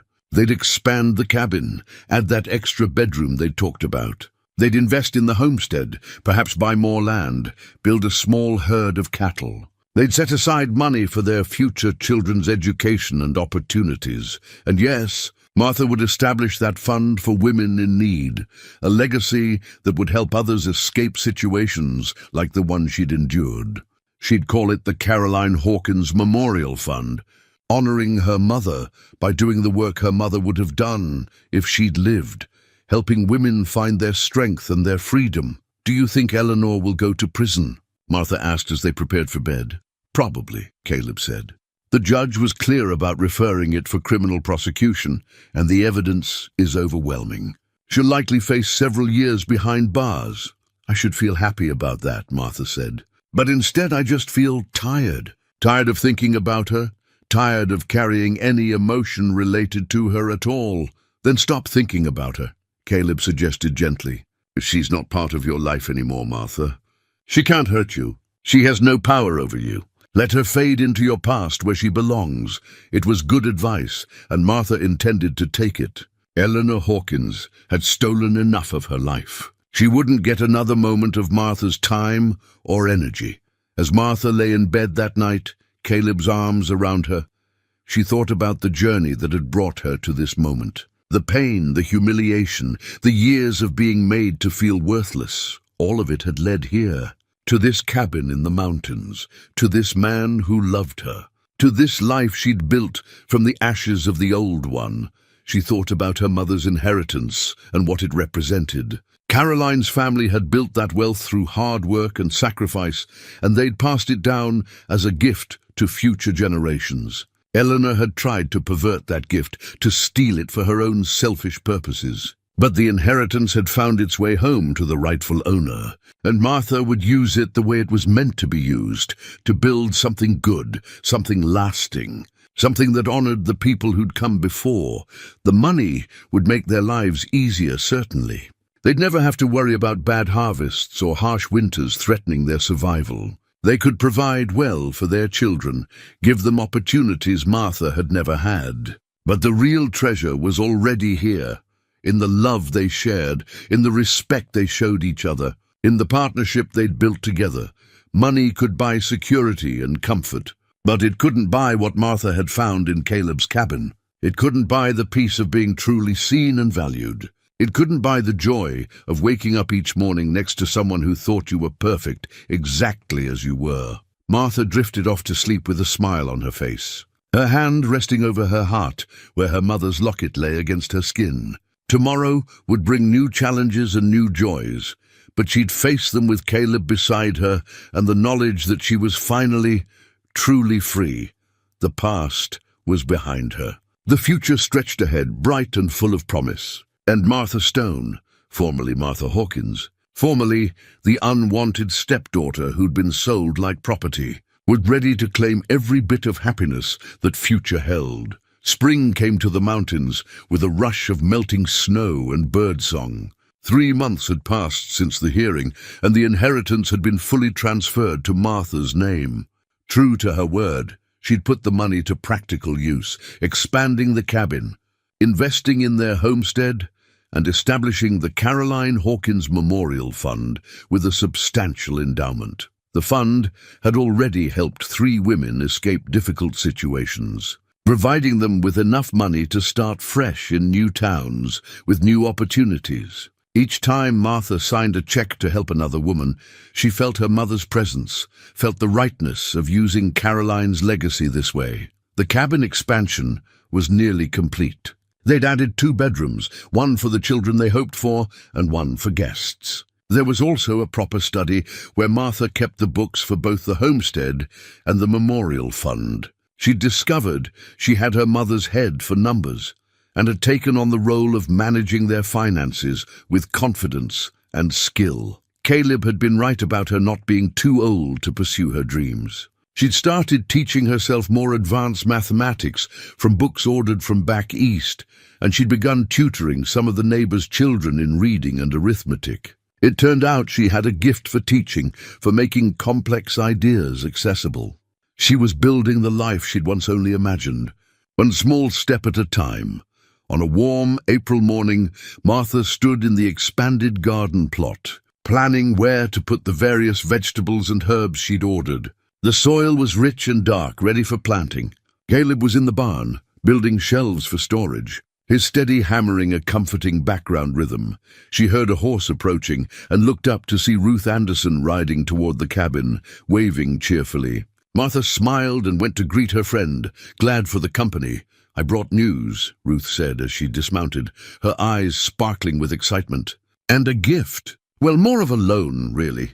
She reached into her saddlebag and withdrew a package wrapped in cloth. Martha unwrapped it carefully to find a beautiful leather-bound Bible, its cover embossed with intricate designs. "It's gorgeous," Martha breathed. "But Ruth, this is too valuable." "It's not a gift, not exactly," Ruth interrupted. "It's something Caleb ordered months ago, before the hearing even. He asked me to hold on to it until the right moment. He said he wanted you to have a family Bible, one where you could record your marriage and eventually your children's births and build a new family history, a legacy separate from everything that came before." Martha felt tears prick her eyes. Of course, Caleb would think of something like this, a tangible symbol of their new beginning, a place to record the family they were building together. "He's a keeper, that man of yours," Ruth said warmly. "And now for the news. I heard from Mr. Garrett that Eleanor Hawkins was sentenced yesterday. 2 years in the territorial prison for fraud and forgery. Penelope's left Cedar Ridge entirely, moved to Oregon to stay with an aunt. Your father's living alone in that big house, apparently quite miserable." Martha absorbed this information with mixed feelings. She'd known criminal charges were coming, but hearing the actual sentence made it real. 2 years was a long time, though perhaps not long enough for the magnitude of what Eleanor had done. "How do you feel about it?" Ruth asked gently.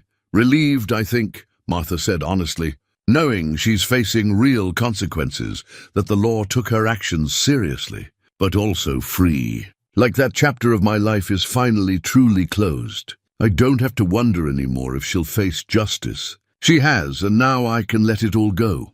And your father?" Martha shook her head. "I feel sorry for him in a way. He made his choices, and now he's living with the consequences. But I can't be the one to absolve him or comfort him. That's not my responsibility anymore." They walked back toward the cabin together, and Martha showed Ruth the garden plans, the expanded rooms, the study where she worked on her teaching materials and fund administration. Ruth marveled at the transformation. "You've built something really special here," she said. "A home, a purpose, a life that matters. I'm so proud of you, Martha." After Ruth left, Martha took the family Bible inside and showed it to Caleb. His weathered face softened when he saw her tears. "You remembered," she said, her voice thick with emotion. "Of course I remembered," Caleb replied. "I told you I wanted to build a real life with you, a real family. This is part of that, recording our story, making it official in a way that goes beyond legal documents." They sat together at the kitchen table, and Caleb showed Martha what he'd already written on the first page in his careful, neat handwriting. Caleb Stone, born 1846, Pennsylvania. Married Martha Hawkins, October 15th, 1882, Montana Territory. This is our family's story, to be passed down to our children and their children. May they know that we built this life on love, respect, and the belief that every person has inherent worth and dignity. Martha read the words through her tears, then took the pen and added her own entry. Martha Hawkins Stone, born 1854, Montana Territory, daughter of Jacob and Caroline Hawkins, grateful beyond measure for second chances, for love that sees clearly, and for the courage to claim the life I deserve. They added more details, their wedding date, the names of their witnesses, even a note about Rosie the mare who'd carried Martha to her new life. It was a beginning, the first pages of a book that would hopefully grow thick with births and marriages and milestones over the years to come. A few weeks later, Martha made one final trip to Cedar Ridge.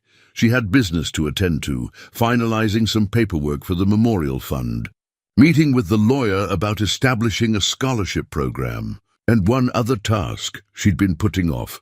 She found her father sitting alone on the porch of the house that had once been her home. He looked older, thinner, diminished by grief and regret. When he saw her approaching, he stood uncertainly, as though not sure whether to greet her or flee. "Hello, Papa," Martha said quietly. "Martha," his voice cracked on her name. "I didn't expect. I thought you'd never want to see me again." "I don't, particularly," Martha said honestly. "But I realized I had some things I needed to say, and I wanted to say them to your face rather than carrying them around with me." She gestured to the porch chairs, and they sat, the space between them feeling like miles. For a long moment, neither spoke. Then Martha began. "I forgive you," she said. "I told you that before, but I don't think you believed me. I do forgive you for failing to protect me, for choosing the easy path over the right one, for standing by while Eleanor tried to destroy me. I forgive you not because you deserve it, but because holding on to that anger was poisoning me. I'm letting it go." Jacob's eyes filled with tears. "Thank you." "I don't deserve—" "No, you don't," Martha interrupted firmly. "But forgiveness isn't about what people deserve. It's about what I need to move forward with my life. And I need to release this weight I've been carrying." She paused, then continued. "But forgiveness doesn't mean reconciliation. It doesn't mean I'm inviting you back into my life or pretending the past didn't happen. You made your choices, and those choices have consequences. I have a new family now, a husband who values me, friends who support me, a life I've built from nothing. You're not part of that life, and you never will be." "I understand," Jacob said, his voice barely a whisper. "But I want you to know I am sorry. Truly, deeply sorry. Not a day goes by that I don't regret my weakness, my failure to be the father you needed." "I believe you," Martha said. "And I hope you find peace with your regrets, Papa. I hope you learn from them and become a better person. But that's your journey to make, not mine to guide or witness." She stood to leave, then turned back one final time. "Mama would have protected me. She would have chosen me over social standing, over money, over everything. I know that with absolute certainty. And that knowledge, that I was loved like that once, even if I lost it too soon, that's helped me survive everything that came after. So thank you for marrying her, at least. Thank you for those few good years when I knew what it felt like to be truly loved by a parent." She left him there on the porch, tears streaming down his face, and didn't look back. There was a finality to it, a closing of a door that needed to be closed. She felt lighter as she walked away, as though she'd set down a burden she'd been carrying for far too long. That evening, back at the cabin, Martha told Caleb about the conversation. They sat in their respective rocking chairs on the porch, watching the sun set behind the mountains, and she described the bittersweet relief of finally saying goodbye to her father. "Do you think you'll regret it?" Caleb asked. "Cutting ties completely?" "No," Martha said with certainty. "Some relationships can't be repaired, and that's all right. I have everything I need right here. A husband who loves me, a home I've helped build, work that matters, and a future full of possibility. That's more than enough." Caleb reached over and took her hand. "I have some news," he said, a hint of excitement in his voice. "I've been talking with Jack Anderson and some of the other neighbors. We're thinking of starting a cooperative, pooling resources to buy equipment, sharing labor during harvest, maybe eventually building a small school so the children don't have to travel so far for education." "That sounds wonderful," Martha said warmly. "And if you need a teacher for that school when it's built, I know someone who'd be very interested in the position." "I was counting on it," Caleb replied with a smile. "You've got a gift for teaching, Martha. The Anderson children talk about you like you're the wisest person they've ever met." They sat in comfortable silence, rocking gently, hands clasped. The mountains stood eternal around them, witness to their small human joys and sorrows. An eagle soared overhead, riding the thermal currents with effortless grace. "I'm happy," Martha said suddenly, as though the realization surprised her. "Truly deeply happy in a way I never thought I'd be." "Is that strange? To still be amazed by happiness after all these months?" "Not strange at all," Caleb assured her. "When you've gone without something for a long time, it feels miraculous when you finally have it. I still wake up some mornings surprised to find you beside me, grateful that this isn't a dream." "Me too," Martha admitted. "Sometimes I can't believe this is my life, that I get to wake up in this beautiful place, with a partner who respects me, doing work that matters. It feels too good to be real." "It's real," Caleb said firmly. "And you earned every bit of it. You survived years of cruelty with your kindness intact. You fought for justice when it would have been easier to walk away. You built a life based on your values rather than others' expectations. That kind of courage and integrity deserves happiness, Martha. Never doubt that. As summer approached, Martha discovered she was pregnant. The joy was overwhelming, tempered only slightly by natural nervousness about childbirth and motherhood. But Ruth assured her that women had been having babies in these mountains for generations. And Dr. Harrison from the next county was available if needed. Martha recorded the expected birth in the family Bible, their first child due in late autumn. She ran her fingers over the words, imagining a little one joining their family, filling the cabin with new sounds and energy. Boy or girl, doesn't matter to me, Caleb said when she told him. Healthy is all I care about. Healthy baby, healthy wife. Everything else is just details. They prepared the nursery together, Caleb building a beautiful cradle from pine he'd carefully selected and cured. Martha sewed tiny clothes and blankets, each stitch a prayer for the child to come. The Andersons threw a small celebration, and neighbors brought gifts and advice. Martha felt embraced by a community in a way she'd never experienced in Cedar Ridge. As her belly grew and the baby began to move, Martha would sometimes sit in her rocking chair, hands on her stomach, talking to the child about the world they'd be entering. She told them about their grandmother Caroline, whose legacy had helped build this life. She told them about their father, the mountain man with the gentle heart and steady hands. She told them they were already loved, already wanted, already valued beyond measure. One evening in late August, as they sat on the porch watching the stars emerge, Martha turned to Caleb with a thoughtful expression. Do you ever think about how different our lives would be if Eleanor hadn't tried to sell me? She asked. If none of that had happened? Sometimes, Caleb admitted, though I try not to dwell on it. Why? Because in a strange way I'm almost grateful it happened, Martha said slowly. Not for the cruelty itself, but for where it led me. If Eleanor had been kind, or even just indifferent, I might have stayed in that house forever, slowly disappearing, never knowing what I was capable of. I might never have found you, never have discovered my own strength, never have built this life.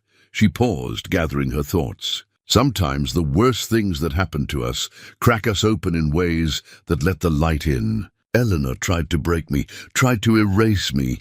Instead, she freed me. She forced me out of that house and into a life where I could finally become who I was meant to be. That's a generous way of looking at it, Caleb said. Maybe, Martha agreed, but it's true nonetheless.